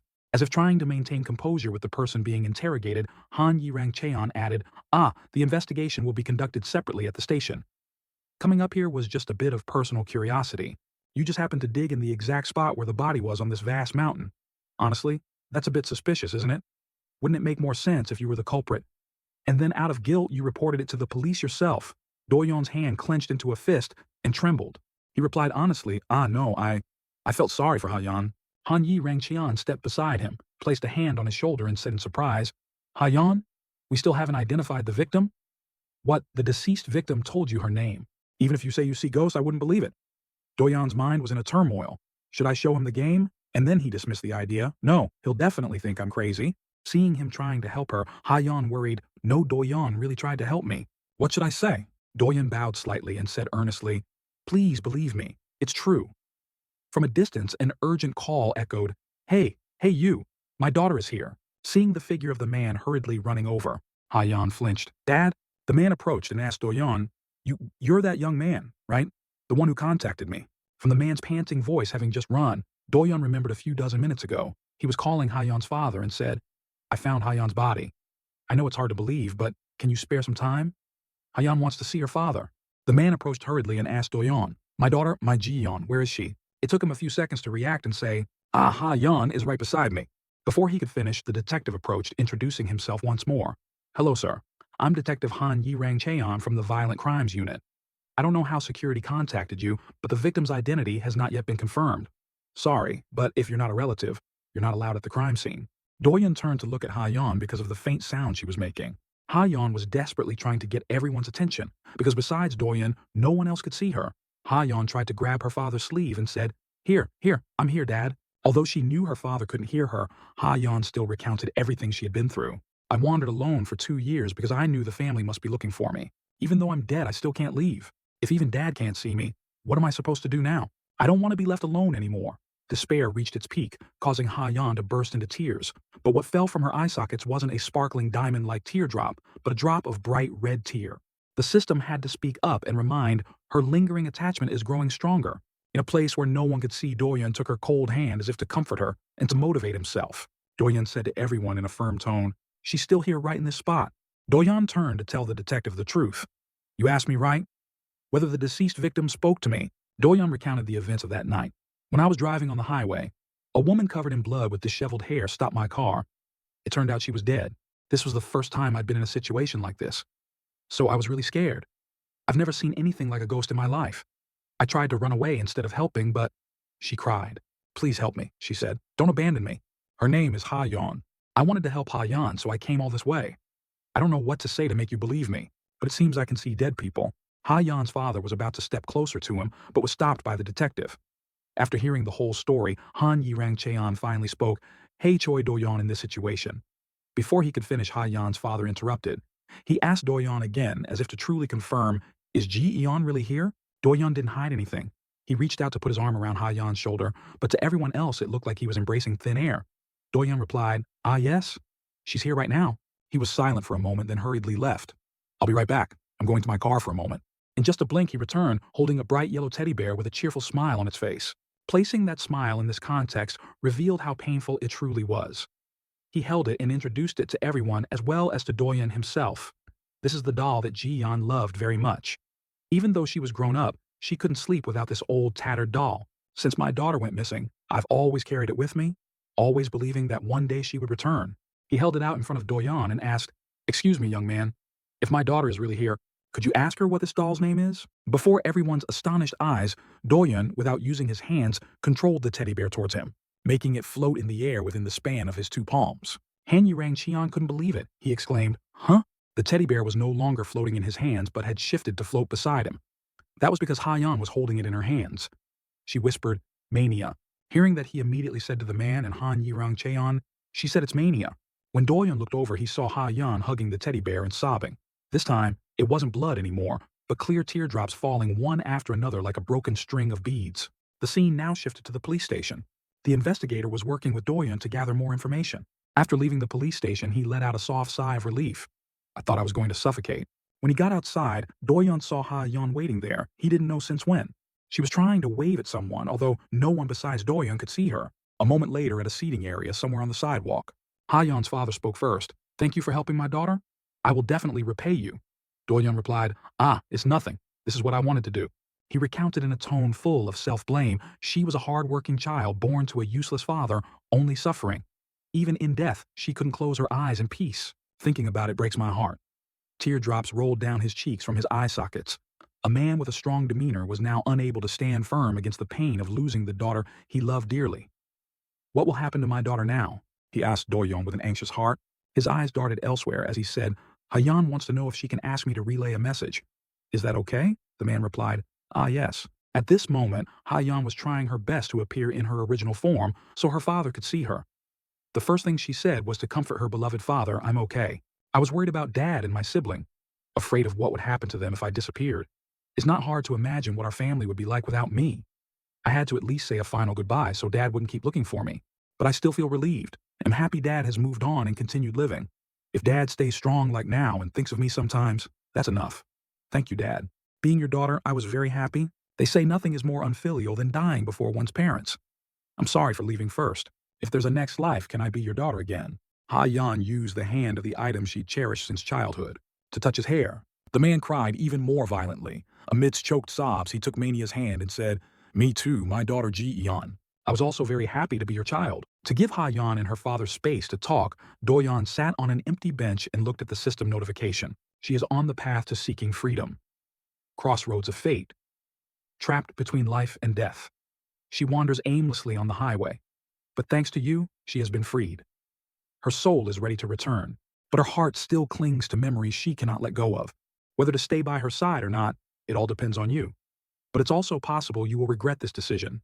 Doyeon called out, "Ha-yeon, But it's also possible you will regret this decision. He didn't answer her immediately, but stared at the system's question. Do you want to go on a date with her? Doyon looked at Ha-yeon. At this moment, she was still shedding a few tears. Lingering, she said, I don't want to leave this way. And then Doyon made a decision, not knowing if it was truly the right one. Doyon looked at Ha-yeon and then froze. He sighed to himself. I don't know what I'm thinking anymore. He spoke first. Do you remember what you said yesterday? You said you'd invite me over to your house when this accident is over. We have to catch the culprit right. He pointed to his chest, his voice filled with hope. But to do that, we need time, don't we? I still need your help, Ha-yeon. And you also said you didn't want to go yet. Doyon made a decision, not knowing if it was right or wrong. He extended an invitation to Ha-yeon. If you don't mind, would you like to come to my house? Doyon wondered to himself. I wonder if this is the right decision, or am I just being impulsive? Ha-yeon thought to herself. But I don't want to leave like this, she replied. I want to go. At the apartment complex where Doyon lived, the gaze fell upon the red brick walls, making their vibrancy stand out even more. Doyon humbly introduced his home. My house is small and dirty, so I'm a little worried. Ha-yeon politely replied, It's okay. My house is also small and old. She walked ahead and said hesitantly, Excuse me. It's unknown if it was Ha-yeon's thought or Doyon's. And furthermore, this marked the beginning of a strange cohabitation. Ha-yeon walked in and exclaimed in surprise, Oh my, this is Doyon's house, he asked worriedly. What's wrong? She replied in astonishment. It's cleaner than I thought. Ha-yeon seemed very excited. She enthusiastically said to Doyon, I'm looking forward to living together. The night scene in this area looked very gloomy. To put it more bluntly, it was ghostly. Strange events occurred in Doyon's house phenomena, where objects moved, or made sounds due to an invisible force. Ha-yeon was trying to use her strength, a genuine ghost, to open the door. Doyon encouraged, Try a little harder. While using her strength, she replied, I'm trying my best. And then, she was as happy as a child opening a birthday gift from a close friend. It opened. Because she couldn't keep her balance in time, Ha-yeon tumbled inside. Doyon hurriedly asked, Are you okay? One hand on her forehead, but it seemed that didn't hold her attention. Ha-yeon couldn't hide her joy and asked, Did you see that? I just opened it. Now I can't lift things properly. But if I try my best, I might even be able to cook a meal right. She knelt on the floor, pointing at herself and asking Doyon. He stood rooted to the spot by the door, silently thinking, When I think about ghosts, I always thought they could walk through walls. But it seems their abilities are limited to moving objects. He reached out to pull her up and said softly, Ha-yeon wants to help with housework, but I can do it myself. So you don't need to worry, Ha-yeon reluctantly replied. But there are some things I want to do too. I just want to help in some way. I heard you eat instant noodles sometimes, Doyon said sincerely. I'm grateful for your thoughtfulness, but we also need to be a little careful. They both looked behind them where the electric kettle was spilling water onto the floor. Doyon sincerely comforted, Don't try too hard. If you need anything, just let me know. It might be a bit far from your house, but I'm the only one who can see you, right? So you don't need to feel burdened. Just be comfortable. If there's anything inconvenient, we can solve it together. He was trying his best to make her feel somewhat at ease, as he was the only one who could see her up to this point. Ha-yeon nodded slightly. After rephrasing the words he had just said, she was surprised internally. Wait a minute, continue together. She asked herself. Thinking back, isn't this like living together? So from now on, are we going to live together? When she calmed down, Doyon had stepped inside to wipe up the spilled water on the floor. Both were lost in their own worlds. Doyon thought to himself, after finding the body, Ha-yeon no longer returned to the highway. Because she doesn't disappear during the day, she can probably move around freely now without worrying. After that did my father say he could come with Ha-yeon's younger sister because he thought there was a schedule. He expressed his gratitude, apologized, and promised to visit soon. He insisted on giving me money from his wallet and said he couldn't accept it if I didn't take it. He thought of that scene and let out a soft sigh. Well, at least now I can rest. Looking at the game interface, he pondered. Although I was interested in deleting this version, there's no way to do it. There's still no new news about this game. In the game interface, it displayed House 40, Communication, 10, Savings, 20, Living Expenses, 50, Others, 25, Total, $480,000, 1. Staring at it for a long time, Doyon sighed. What worries me is my living expenses. I'll have to go to the police station again and do twice as much. Doyon yawned wearily and asked Ha-yeon, I also have to start streaming tonight. I plan to rest a bit. What about you, Ha-yeon? She replied, Then I will. Before she could finish, he asked again, Should we sleep now? Ha-yeon was stunned for a moment. She didn't know how to react appropriately in this situation. Ha-yeon stared at her familiar doll on his bed. Not wanting to make her feel awkward for long, Doyon made a decision. I'll sleep in the kitchen. So, if anything happens, call me. Although she was sitting on his bed, she still said, No, I'd also prefer to sleep outside. Thinking she was being polite, Doyon courteously replied, It's okay, you're a guest. It would be very rude to let you do that. Sleep well. Saying that, He actually took his blanket and pillow and went out to sleep. Watching his retreating back, Ha-yeon thought to herself, he left the door ajar. Is this his way of showing his thoughtfulness? She lay down on the bed and sighed to herself. Well, that's understandable. Do-yeon is that kind of person. The faint scent of fabric softener on the blanket and pillow wafted to her nose, making her sigh internally. A pleasant scent of fabric softener in a half-cleaned house. And then Ha-yeon realized, I feel quite comfortable. Ha-yeon inhaled this scent and remembered when she was alive asking herself, I wonder how long it's been since I felt this peace. Ha-yeon remembered the time she confided in two other friends. One friend spoke up, and that made my boyfriend very angry. Another friend asked puzzled, Hey, if you have to feel that way, why are you dating? I told you not to hold back anymore. Just say it. Remembering something, that friend then asked, How has Ji-yeon been lately? How's the senior you like? Is everything okay? After thinking for a moment, Ha-yeon replied, I rejected him. I don't think we're compatible. The two friends exclaimed in surprise at the same time. Huh, really? The friend in the blue shirt even jumped up to show her astonishment. One of them spoke up. Why, that guy is extremely handsome. The other chimed in, Right. I heard he's rich too. Ha-yeon just gently replied, You know I need to study and I don't have much time because of my part-time job. Besides, my youngest sibling is about to start elementary school. I need to get a scholarship. The current Ha-yeon looked at the past Ha-yeon and then remarked to herself, There are so many things I want to do. Like others, we date and travel together. So I made a list of things I wanted to do and kept it safe. This was something perhaps no one knew besides her. One of the two friends said, Hey, isn't that such a waste? This is the most beautiful time, so you should do the things you want. She remembered the scene when she worked at a convenience store, a Ha-yeon in a staff uniform, tiredly standing at the checkout counter. She thought to herself, I believe that if I try my best, then one day this effort will be rewarded. Returning to the present, she hugged Mania and said to herself, I should have tried everything. Like they said, it feels so meaningless. While lost in regret, she suddenly saw some interesting things on his bookshelf. A yearbook album. She asked in surprise. Ha-yeon wanted to go out to check if the owner of the album was asleep yet. She stepped out the door and whispered, Do-yeon, are you asleep? What caught her eye was Do-yeon sound asleep. Ha-yeon sat down beside him and then became lost in her own thoughts. He's the only one who can see me and get me off the highway. Ha-yeon again remembered chatting with friends. A friend had once asked her, So what's your type of boyfriend? Ha-yeon was a bit surprised. She reflexively let out a, huh, before saying, Well, maybe a bit bookish. The other friend asked in surprise, What bookish? Ha-yeon also replied honestly, That's right. She described her ideal boyfriend, someone who doesn't have female friends, has muscles and doesn't know how to dress, but would look very handsome if he dressed up. Someone innocent but not foolish and kind only to me. A gentle person I can rely on. The other friend looked like she understood. Okay. Another friend interjected, Hey, does someone like that really exist? The other person chimed in, That's right. Finding a unicorn might be easier. Ha-yeon chuckled and replied, Really? But I still like people with the purest hearts the most. Returning to the present, Ha-yeon couldn't help but gaze at him a little longer and then sighed. What, there's still one person? Gazing at Do-yeon for a long time, Ha-yeon discovered he looks better with his bangs up. Although she knew Do-yeon was sound asleep and couldn't hear what she said, Ha-yeon still thanked him sincerely. Thank you for saving me. In the kitchen space. I feel bad for only being a burden and receiving help. She thought to herself, I feel terrible for being the only one to receive help, and for being a burden. Ha-yeon made an assumption. If I were a normal person, I would try to repay him somehow. While she was still feeling guilty, Do-yeon in his sleep reached out and hugged her waist, letting her lie beside him. Ha-yeon flinched, scared for a moment, and then she asked in panic, Do-yeon, are you talking in your sleep? There was no reply. Ha-yeon used a bit of rationality to break free. I need to get out, she said firmly. But Do-yeon in his sleep begged someone to stay. Don't abandon me, please, Ha-jung. Hearing this name from being startled and panicked, Ha-yeon shifted to a state of bewilderment. Dating simulation with cute girls. A girl in a school uniform covered part of her face, sobbing. I don't know. I don't understand. But this feeling keeps flowing inside my chest. A notification appeared. I feel that way. Don't worry. Everything will be fine. Don't cry. I'll be very confused. I'll think about the complicated issues later. I like you too. This is a dating simulation game where you can choose the best options based on each character's preferences. In the game, I approached and kissed him, aiming for a special relationship like dating or marriage. Do-yeon hung his head. Tears welled up in the corners of his eyes. A message notification appeared. Baraku, haha. Are you really crying? Crying over a game? Nakiter Megi. Actually, I cried too. He sat in front of the computer and said, I'm not crying. I just yawned a little. But they made a really good game. Do-yeon wondered, But aren't we supposed to play a horror game today? He sat with his chin in his hand, eyes glancing sideways, and asked, If we keep playing a game like this, people will get bored, right?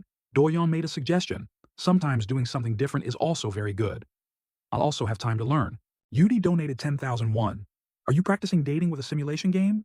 He laughed appreciatively. Thanks, Yudi. Come on, it's not like that. Ha-Yan lay on the bed silently watching Doyen. She watched him interact online with people and mumbled, "It feels like I'm seeing a different side of you that I've never seen before. After all, we haven't had much time to talk to each other." Ha-Yan smiled, resting her chin on her hand, and chuckled, wondering what kind of student was Doyon. She looked curiously at a photo of a girl whose face was smudged out. And who is this person? Ha-Yan noticed the text below the photo and read, Kwan Hee-jong. At the same time, Doyon announced, "We'll end it here. See you all tomorrow." Ha-Yan immediately sat up and looked at him as if she had been waiting for Doyon for a long time. After turning off the machine, he turned around and asked, "Sorry, was it too loud?" Ha-Yan quickly replied, "No, not at all.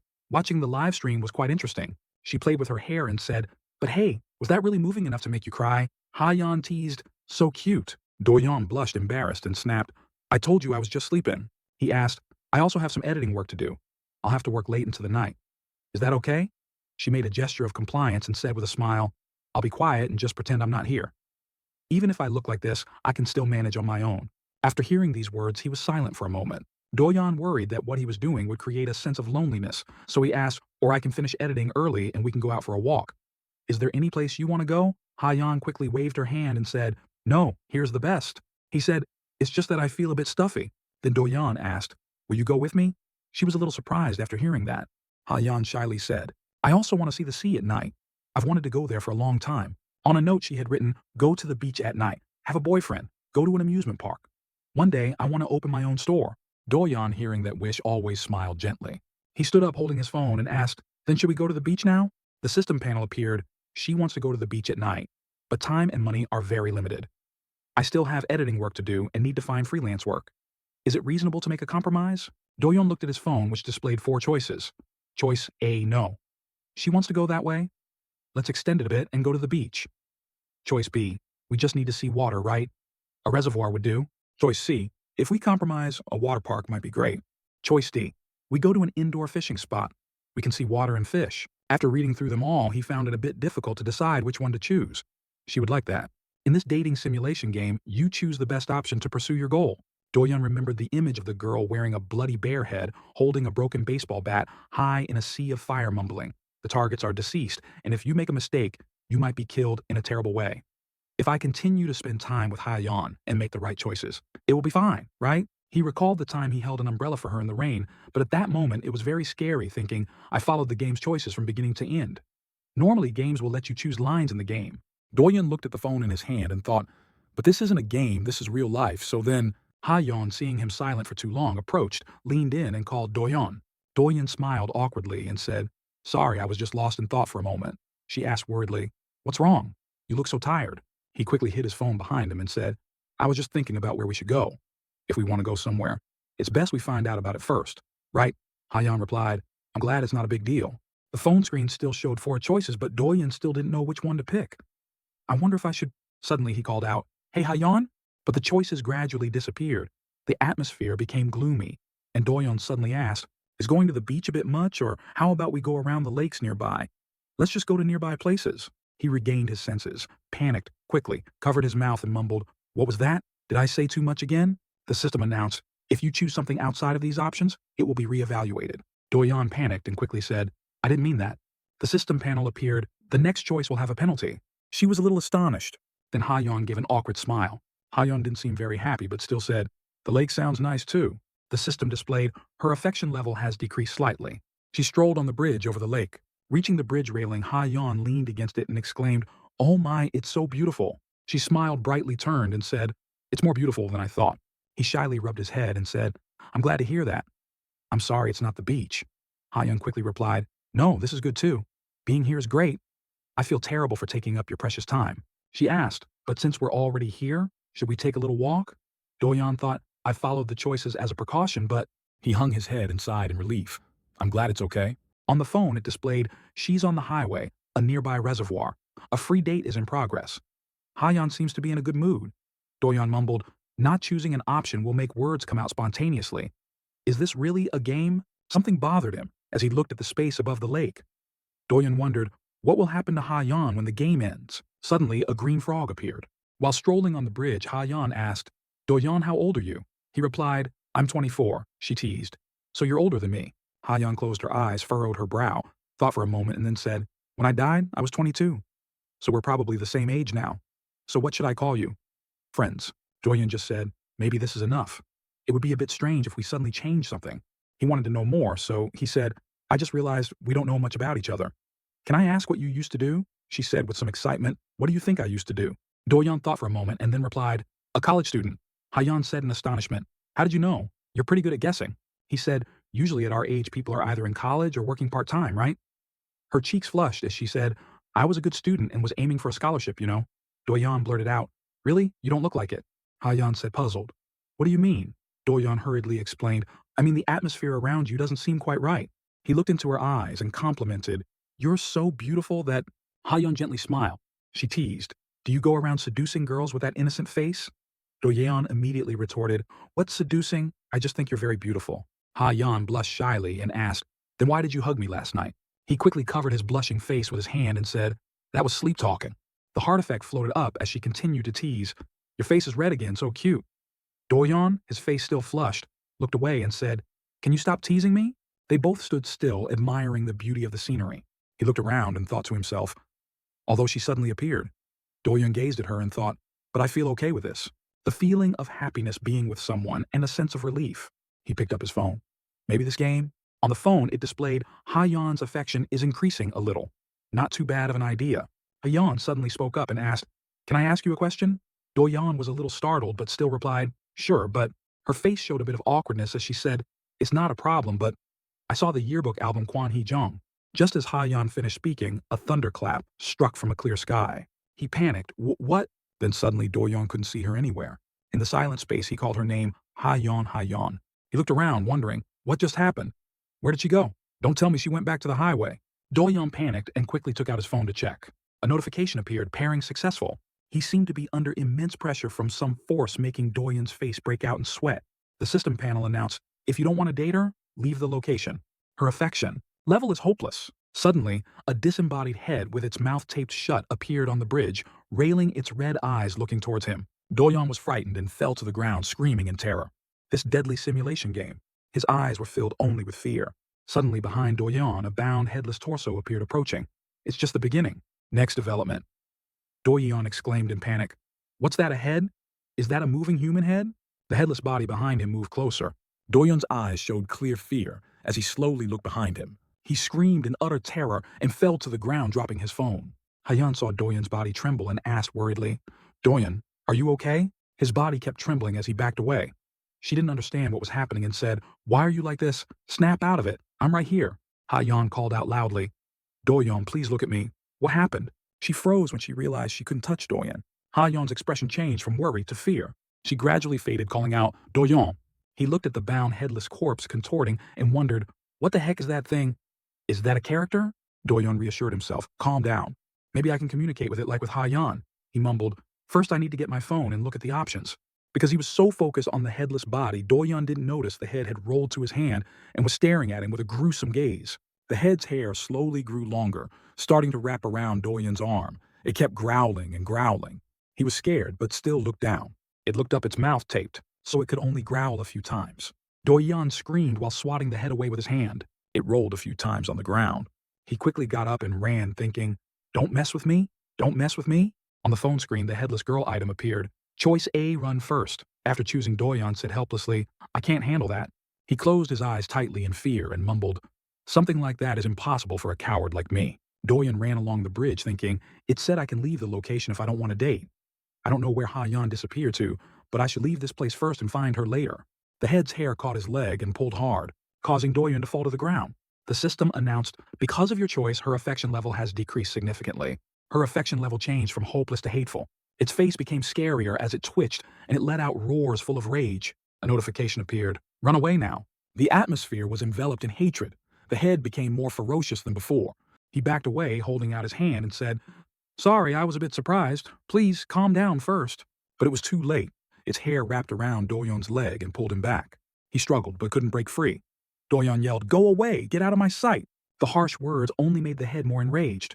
It pulled him over the bridge railing, plunging straight into the water. Doyon's face was terrified. Then both of them fell into the lake, splashing water everywhere. The head continuously pulled him deeper into the lake. While Doyon struggled to untangle the hair wrapped around his leg to escape, He tried to pry it off with his hand, mumbling, "Let go. I said, let go. Please." Doyon started to have trouble breathing. He clutched his throat, his face contorted. Doyon's body slowly lost consciousness. "I know I'm surrounded by water, but I still have to breathe in it. Water is flooding my lungs. The pain is so great, it feels like my throat is about to burst. The fear of not being able to do anything, and painfully, my heart is still beating. I'd be happier if you just killed me." I kept begging like that. The system announced, "You have died." A thunderclap struck and the game started over. After reviving, tears streamed from the corners of his eyes. Doyon collapsed, clutching himself and screaming. He was in extreme pain. Doyon thought, "Being with Ha-yeon made me think everything would be okay." He mumbled, "Because the affection level is increasing little by little." Doyon's face was still very panicked as he thought, what an arrogant thought. A dating simulation game is a place where you're stuck trying to please all the main heroines in different situations. The scene replayed and he realized, that means other characters can also appear at any time. Doyon picked up his phone trembling and asked, "Why did you do this?" "I died because I was hit by a car, by fire, by drowning." He looked at his phone, panicked, and wondered, was downloading this game such a big mistake? Stay. The notification panel, "I am dating Ha-yeon." A strange thing happened. A human head appeared. My mind went blank for a moment. I ran, but was pulled back, and killed this time. Looking at the screen, Doyon saw the choices appear. Choice A, run faster than before. Choice B, maybe I can try talking to it. Choice C, what about playing with the head? Choice D, just stay put in half the situation, don't do anything. He observed and thinking about what happened before he thought, running away is pointless, I'll be killed again. It would be better if I tried talking here, right? But which one should I talk to now? Doyon gritted his teeth, trembling, not knowing which to choose, the head or the body. Should I remove its tape? He mumbled, "Not the first one." Doyon proactively approached, hesitating. "Excuse me, I'm not a suspicious person." The system displayed choice B. Maybe I can try talking to it. Despite his body trembling with fear, he asked, "I don't know what your story is, but do you need help?" Hearing these words, the head suddenly burst into tears. His mood wasn't much better either. Because its mouth was covered, it couldn't speak, but only made signs. The head quickly rolled towards Doyon, looking up at him as if begging for something. Doyon was astonished. "It wants to talk." He nervously swallowed. Then Doyon told himself, "It'll be okay if I remove the tape, right?" After removing the tape, he asked, "Are you okay?" The head took a breath. The system panel appeared again. Choice A, "This is my choice, let's run." Choice B, "No, let's wait a little longer." Choice C, "Should I try putting the head back on the body? This is already my third death. Did I become numb from the first death? Or is it curiosity, or have I overcome the fear?" Doyon held the head with both hands and said, "Okay, excuse me for a moment. What kind of story must this person have to endure this? Why is she wandering around the lake like this?" He carried the head and went to reattach it to the body for her. The system displayed, "Your choice has increased her affection level. Her condition has stabilized." When reattached, its body began to change. It turned out to be a girl. She begged, "Please." She kept begging, "Please." She reached out sobbing and said, "Help me take this off." Notification, the midnight date has ended. Calculating your relationship points. Points achieved 80. Number of deaths, 1. Your relationship rank B.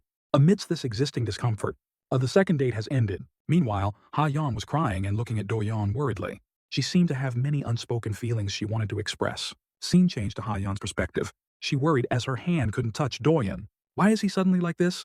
Ha-yeon called out in vain, "Doyon, can you hear me?" She froze, seemingly seeing something terrifying. Ha-yeon saw him talking to something. "I'm not a suspicious person.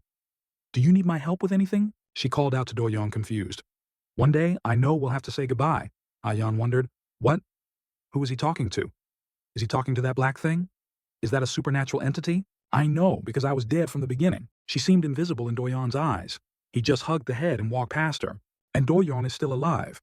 As time passed, I lost myself. Just walking on the road like an instinct, that action just kept repeating. The only person who approached me then was... I was very happy and very grateful to that person. For someone like me who was nothing but a burden, that joy was truly wonderful. However, there was never a time I hated myself so much.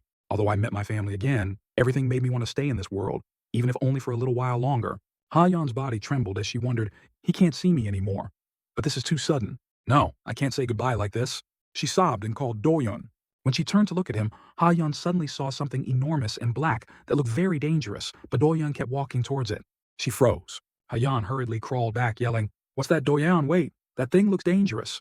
Ha-yeon quickly ran over and called out loudly, "Doyon!" Suddenly, I had a thought. Should I act like that? When I was with Doyon, I was very happy. However, I shouldn't have been here.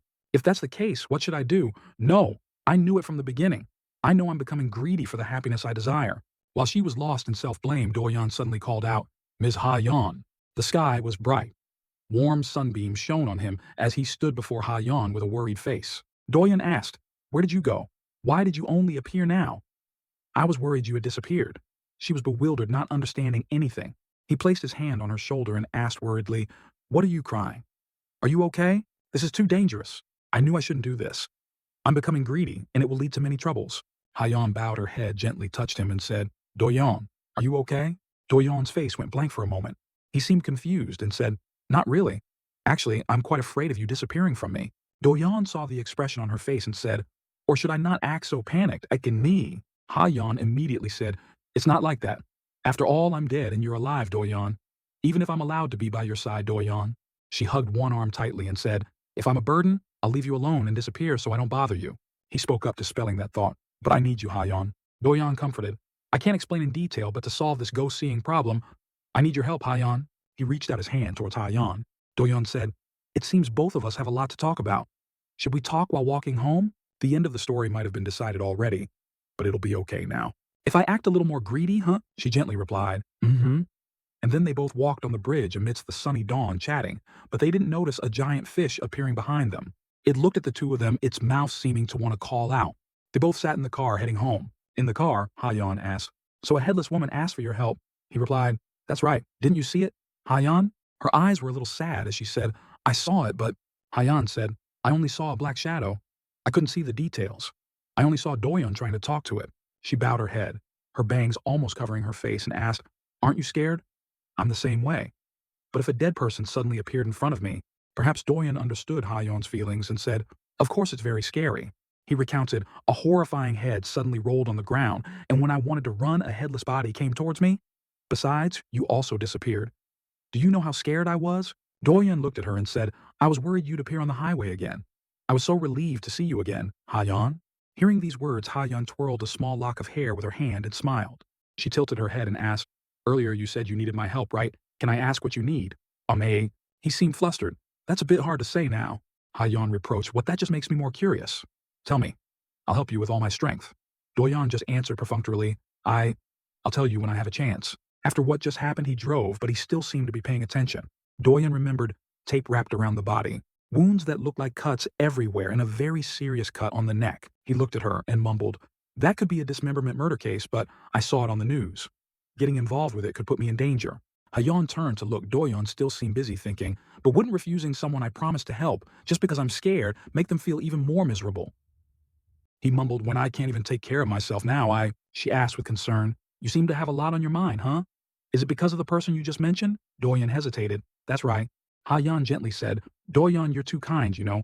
Being too righteous is both a good and a bad thing. It means you have a personality that can put you at a disadvantage." He wondered. "Really?" She replied, "Of course. Who would care so much about a ghost that just appeared?"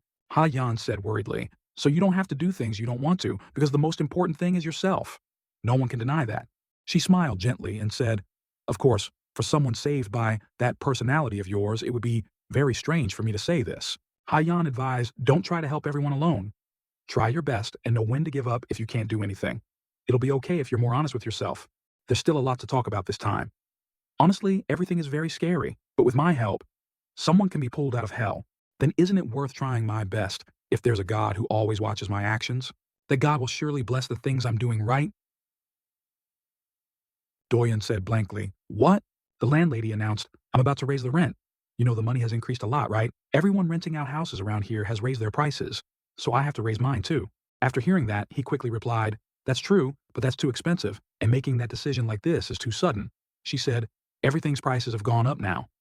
Only you don't know that, Doyeon." The landlady said, "If you're not satisfied with the price, you can find another place." "Well, I don't know if Doyeon can afford that either." Doyeon said softly, "It will be very difficult if the rent starts like this from this month. Can you give me a little more time?" She said, "This makes me look like a bad person. This month just pay as usual. From next month you have to arrange it yourself." The landlady didn't forget to advise before leaving, "As someone older than you, I advise you to find a job because you're a grown man now. I'm trying to tell you it's time you also need to do something better. Earn an income." Then she slammed his door shut. Hearing this, Ha-yeon angrily yelled, "No raising the rent for such a small basement. That's unreasonable. And what's with her tone? This is abuse of power and greed." Doyeon said dejectedly, "Miss Ha-yeon, what should we do?" He lamented, "If this continues, we'll be kicked out." Scene change.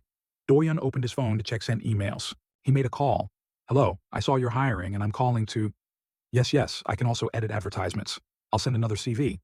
Thank you. Hayan's face showed worry. She meant, or contact my father. I probably have some savings in my account. Doyon said, no thank you for your concern, but this is my problem. He rubbed his neck and said, and this is fine, I can handle it myself. Doyon put on his jacket and said, I'm going to the convenience store for a bit. Then I'll be back later. Hayan replied, okay. He closed the door and went out, leaving her alone in the room. At this moment, Hayan blamed herself. I'm really useless. It was raining outside. In front was the convenience store. The staff member scanned the product price and said, this is a buy two get one free product. The total is 8,501. Here you go. Doyon replied, thank you. Stepping out of the convenience store, he looked at his phone. Doyon lamented, money just goes so fast like this. Notification of withdrawal from Donggu Bank. Sent 8,501 to the convenience store. Account balance, 98,670. He wondered, can I somehow survive until the end of this month? Doyon looked into the bag and said, 3 cups of noodles and a pack of instant rice. Well, Miss Hayan doesn't spend money on food, so this can be considered a bit of good luck, huh? He opened his phone, saw his mother's number, and wondered, should I call and ask for help at least once? Remembering that time, Doyon had yelled loudly, I've done everything you said. Why are you causing trouble for others too? With a bruised face, he begged, please don't bother Hee-jong anymore. I told you, she's just a friend. Don't embarrass me anymore. Looking at the rain, Doyon sighed. He opened his umbrella and mumbled, I can't ask for help now. Tomorrow I have to go to the police station to find out more information. In the game, it showed her freedom. In front of the convenience store, the person on a date. Miss Hayan's freedom, a new date. Doyon walked in the rain thinking, let's deal with the current problems first. I can't think about that. Before I finish these problems right. It'll be okay. If things don't work out, I'll find a part-time job. All the way home, he kept thinking, I've been living fine on my own until now. The chat room displayed messages, Borororo, it's in Wusung-jae, but if Doyon played better, we would have won. Hongjiang just played the horror game first. Bari Bari Man. Doyon asked, did we lose? I told you it wasn't my fault. Brand on the opposing team has 10 kills. How could we fight back? Hayan looked at the clock. It's already 9 p.m.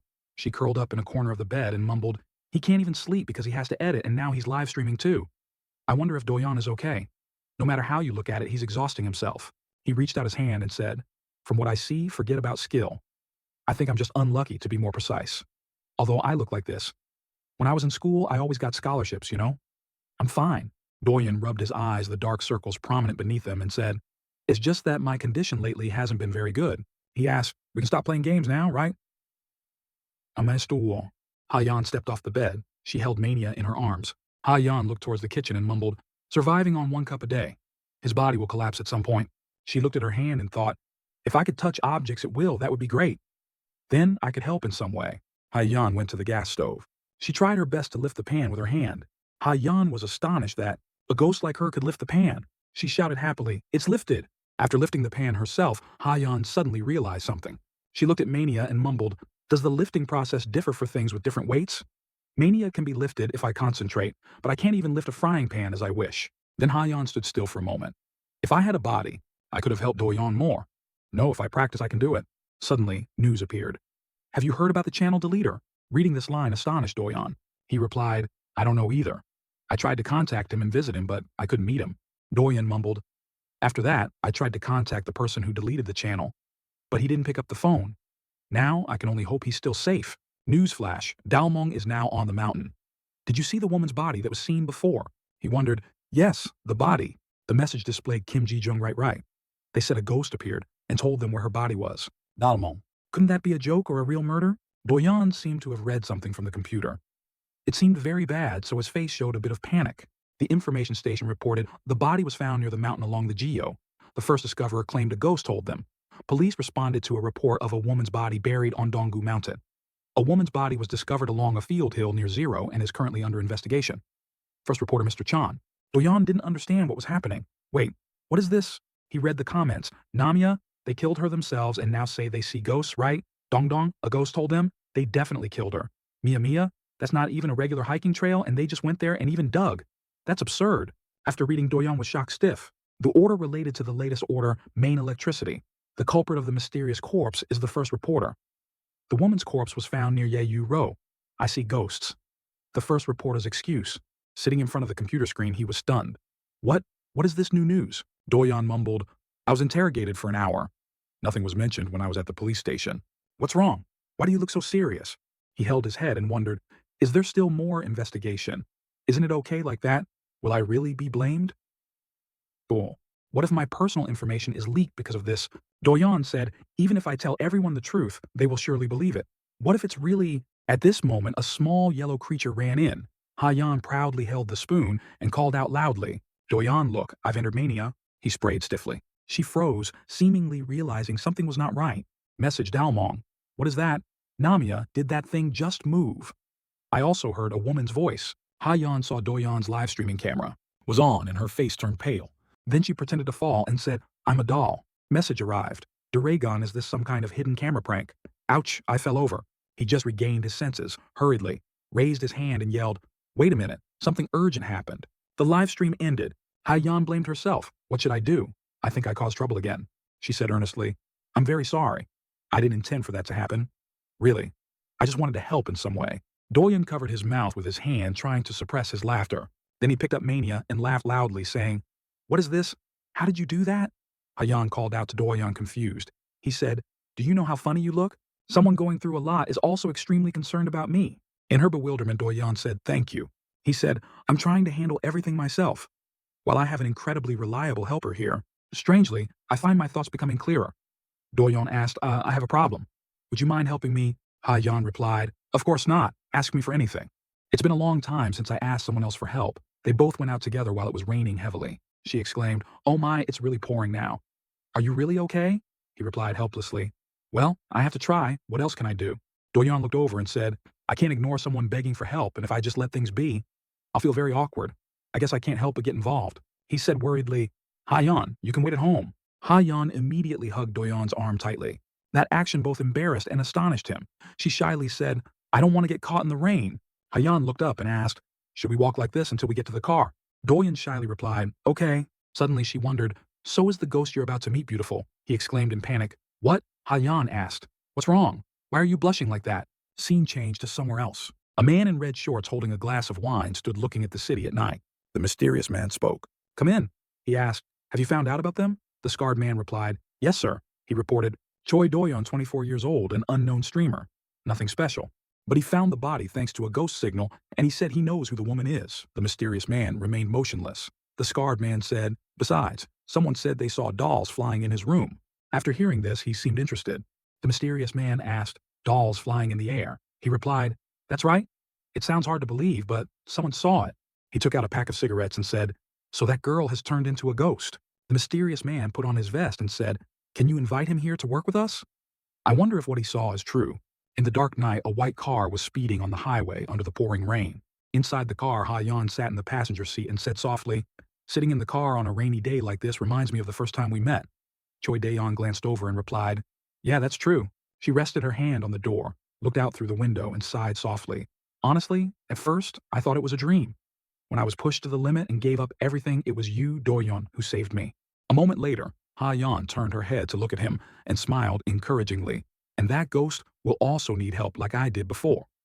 Just like I was saved by you, Ji-Yan, she also didn't forget to remind. But don't push yourself too hard. Hearing this, Doyon movements paused a little surprised. After a while, he said softly, lately, I've been thinking a lot. That it was lucky the first ghost I met was Ha-Yan. He teased gently. The first time we met was a bit chilling. But now without you, I'd feel very empty. These words made her blush deeply. But immediately, Ha-Yan turned, completely moved closer to him, and asked excitedly, so is that ghost beautiful? Why haven't you answered yet? Doyon pretended not to hear and asked again. What? She said softly, I asked earlier, but you kept avoiding it. Then she patiently emphasized each word for him to hear. Is that female ghost beautiful? Doyon! This cry startled him. He glanced over at her furtively, then opened his mouth and let out a sound. Then using all the gray matter in his brain to cope, Miss Ha-Yan is the most beautiful person I've ever met. Her eyes widened in surprise. Her fingers on the side kept twirling locks of hair to reduce her shyness. But the system immediately betrayed Ha-Yan with the notification, her affection has skyrocketed. She laughed cheerfully to brush it off. All right, I'll believe you then. On this side, Ji-Yan was no less shy. Both his cheeks flushed red. Looking at the girl covering her mouth and smiling beside him, his heart felt a little restless. Did I answer okay? She seems happy, so it's probably okay, huh? Doyon turned his gaze to the road ahead. He fell into deep thought. While chatting with Ha-Yan, I've managed to sort out the jumbled thoughts in my head. in case things get serious. I've decided to ask for Ha-yeon's father's help. When I explained the situation, he also happily agreed to help. If the victim's family agrees to step forward, at least the worst-case scenario can be avoided. If the culprit is caught, the case will be closed. I plan to use items like the magnifying glass or ununlocked items to prioritize catching Ha-yeon's murderer first. Glancing at the score on the screen, 180 LP Ji-yeon's lips pursed slightly. His eyes showed clear satisfaction. Thanks to accompanying Ha-yeon LP, love points have also accumulated a bit. After this date, I'll probably be able to check out a new item. As for that live-streamed meeting, if I tactfully avoid it a bit, it could actually become a promotion for the show. The car's notification sound went off. You have arrived, he silently reassured himself. It's okay, Choi Do-yeon. The notification sound went off again. End of route guidance. Do-yeon softly encouraged himself. Treat it like a game. I need to be confident in this game. They both got out of the car. Holding umbrellas arm in arm, they walked into the dense rain. Seeing Do-yeon looking tense, Ha-yeon, a little worried, quickly asked softly with concern, "Are you okay? Or should we go back now?" Ji-yeon quickly replied, "Seriously, I'm fine." But his whole face was flushed red, his expression stiff. Do-yeon stammered an explanation. "I can do it. I've also practiced simulation continuously." "Don't worry too much." She looked at him as if she understood clearly but didn't say it. She just thought to herself, even I was saved by Do-yeon, so I understand how much that ghost must have suffered. Ha-yeon gently squeezed his arm a little tighter. Her heart was in turmoil. "Even so, in my heart, I still hope you don't go."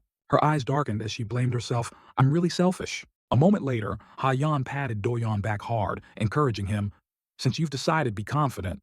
Anyway, if you turn back now, you'll just keep wondering, right?" She tilted her head, looking playful, and said, "Then just help it quickly and send its soul to rest and be done with it." Do-yeon snorted teasingly. "Or should we just go back?" But the surrounding atmosphere suddenly changed. A white smoke rose from Ha-yeon's body. His eyes widened in astonishment.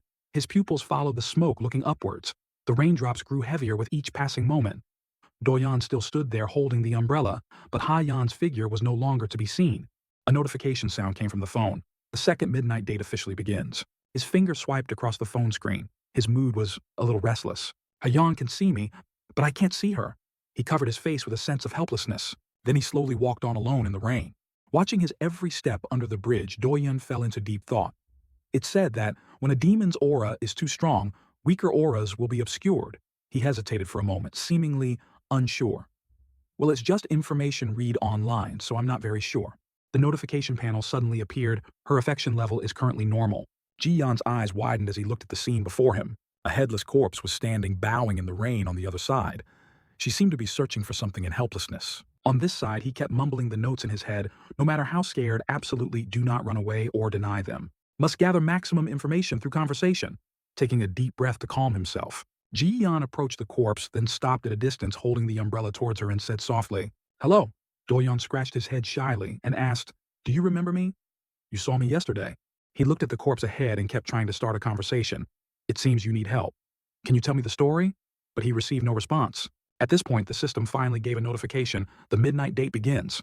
The rain still drizzled steadily on the umbrella. The surrounding space was quiet and therefore scary. Do-yeon's face was covered in sweat, anxious and restless. What should I say? I feel like memories are coming back. Now he really wanted to cry. Do ghosts usually react so slowly? Picking up the phone to look, it was still stuck on the initial notification. This made Do-yeon uneasy, wondering, besides, shouldn't there be choices appearing at this point? Why is it still in free date mode now? Realizing he was a bit hasty, he immediately reassured himself, "Calm down, let's talk first." Then he suddenly remembered something. Do-yeon turned his head, looked around, and wondered, thinking back, I remember, where's her head? Before the head also appeared with it. He squinted, looking into the darkness ahead. At this moment, Do-yeon finally understood. If there's no head from the beginning, how can we talk, looking around once he didn't see it? He was a little surprised. He turned and shyly asked her, "Didn't the head come with you?" Her hands were tied tightly. This group that red syrup trembled and pointed in one direction. The head suddenly appeared in the rain near the leg of a chair on the other side of the bridge. Do-yeon turned his head to look in the direction of the hand.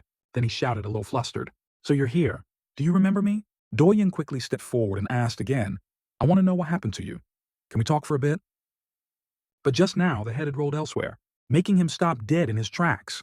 His face showed clear confusion. Do-yeon looked at the round head hiding behind the wooden post, astonished. What's that?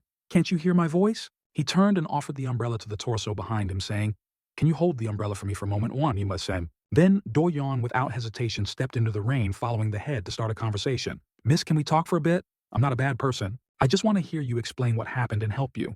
But the closer he got, the further the head moved away, not giving Doyon a chance to touch it. This confused him. He let out a helpless sigh from within.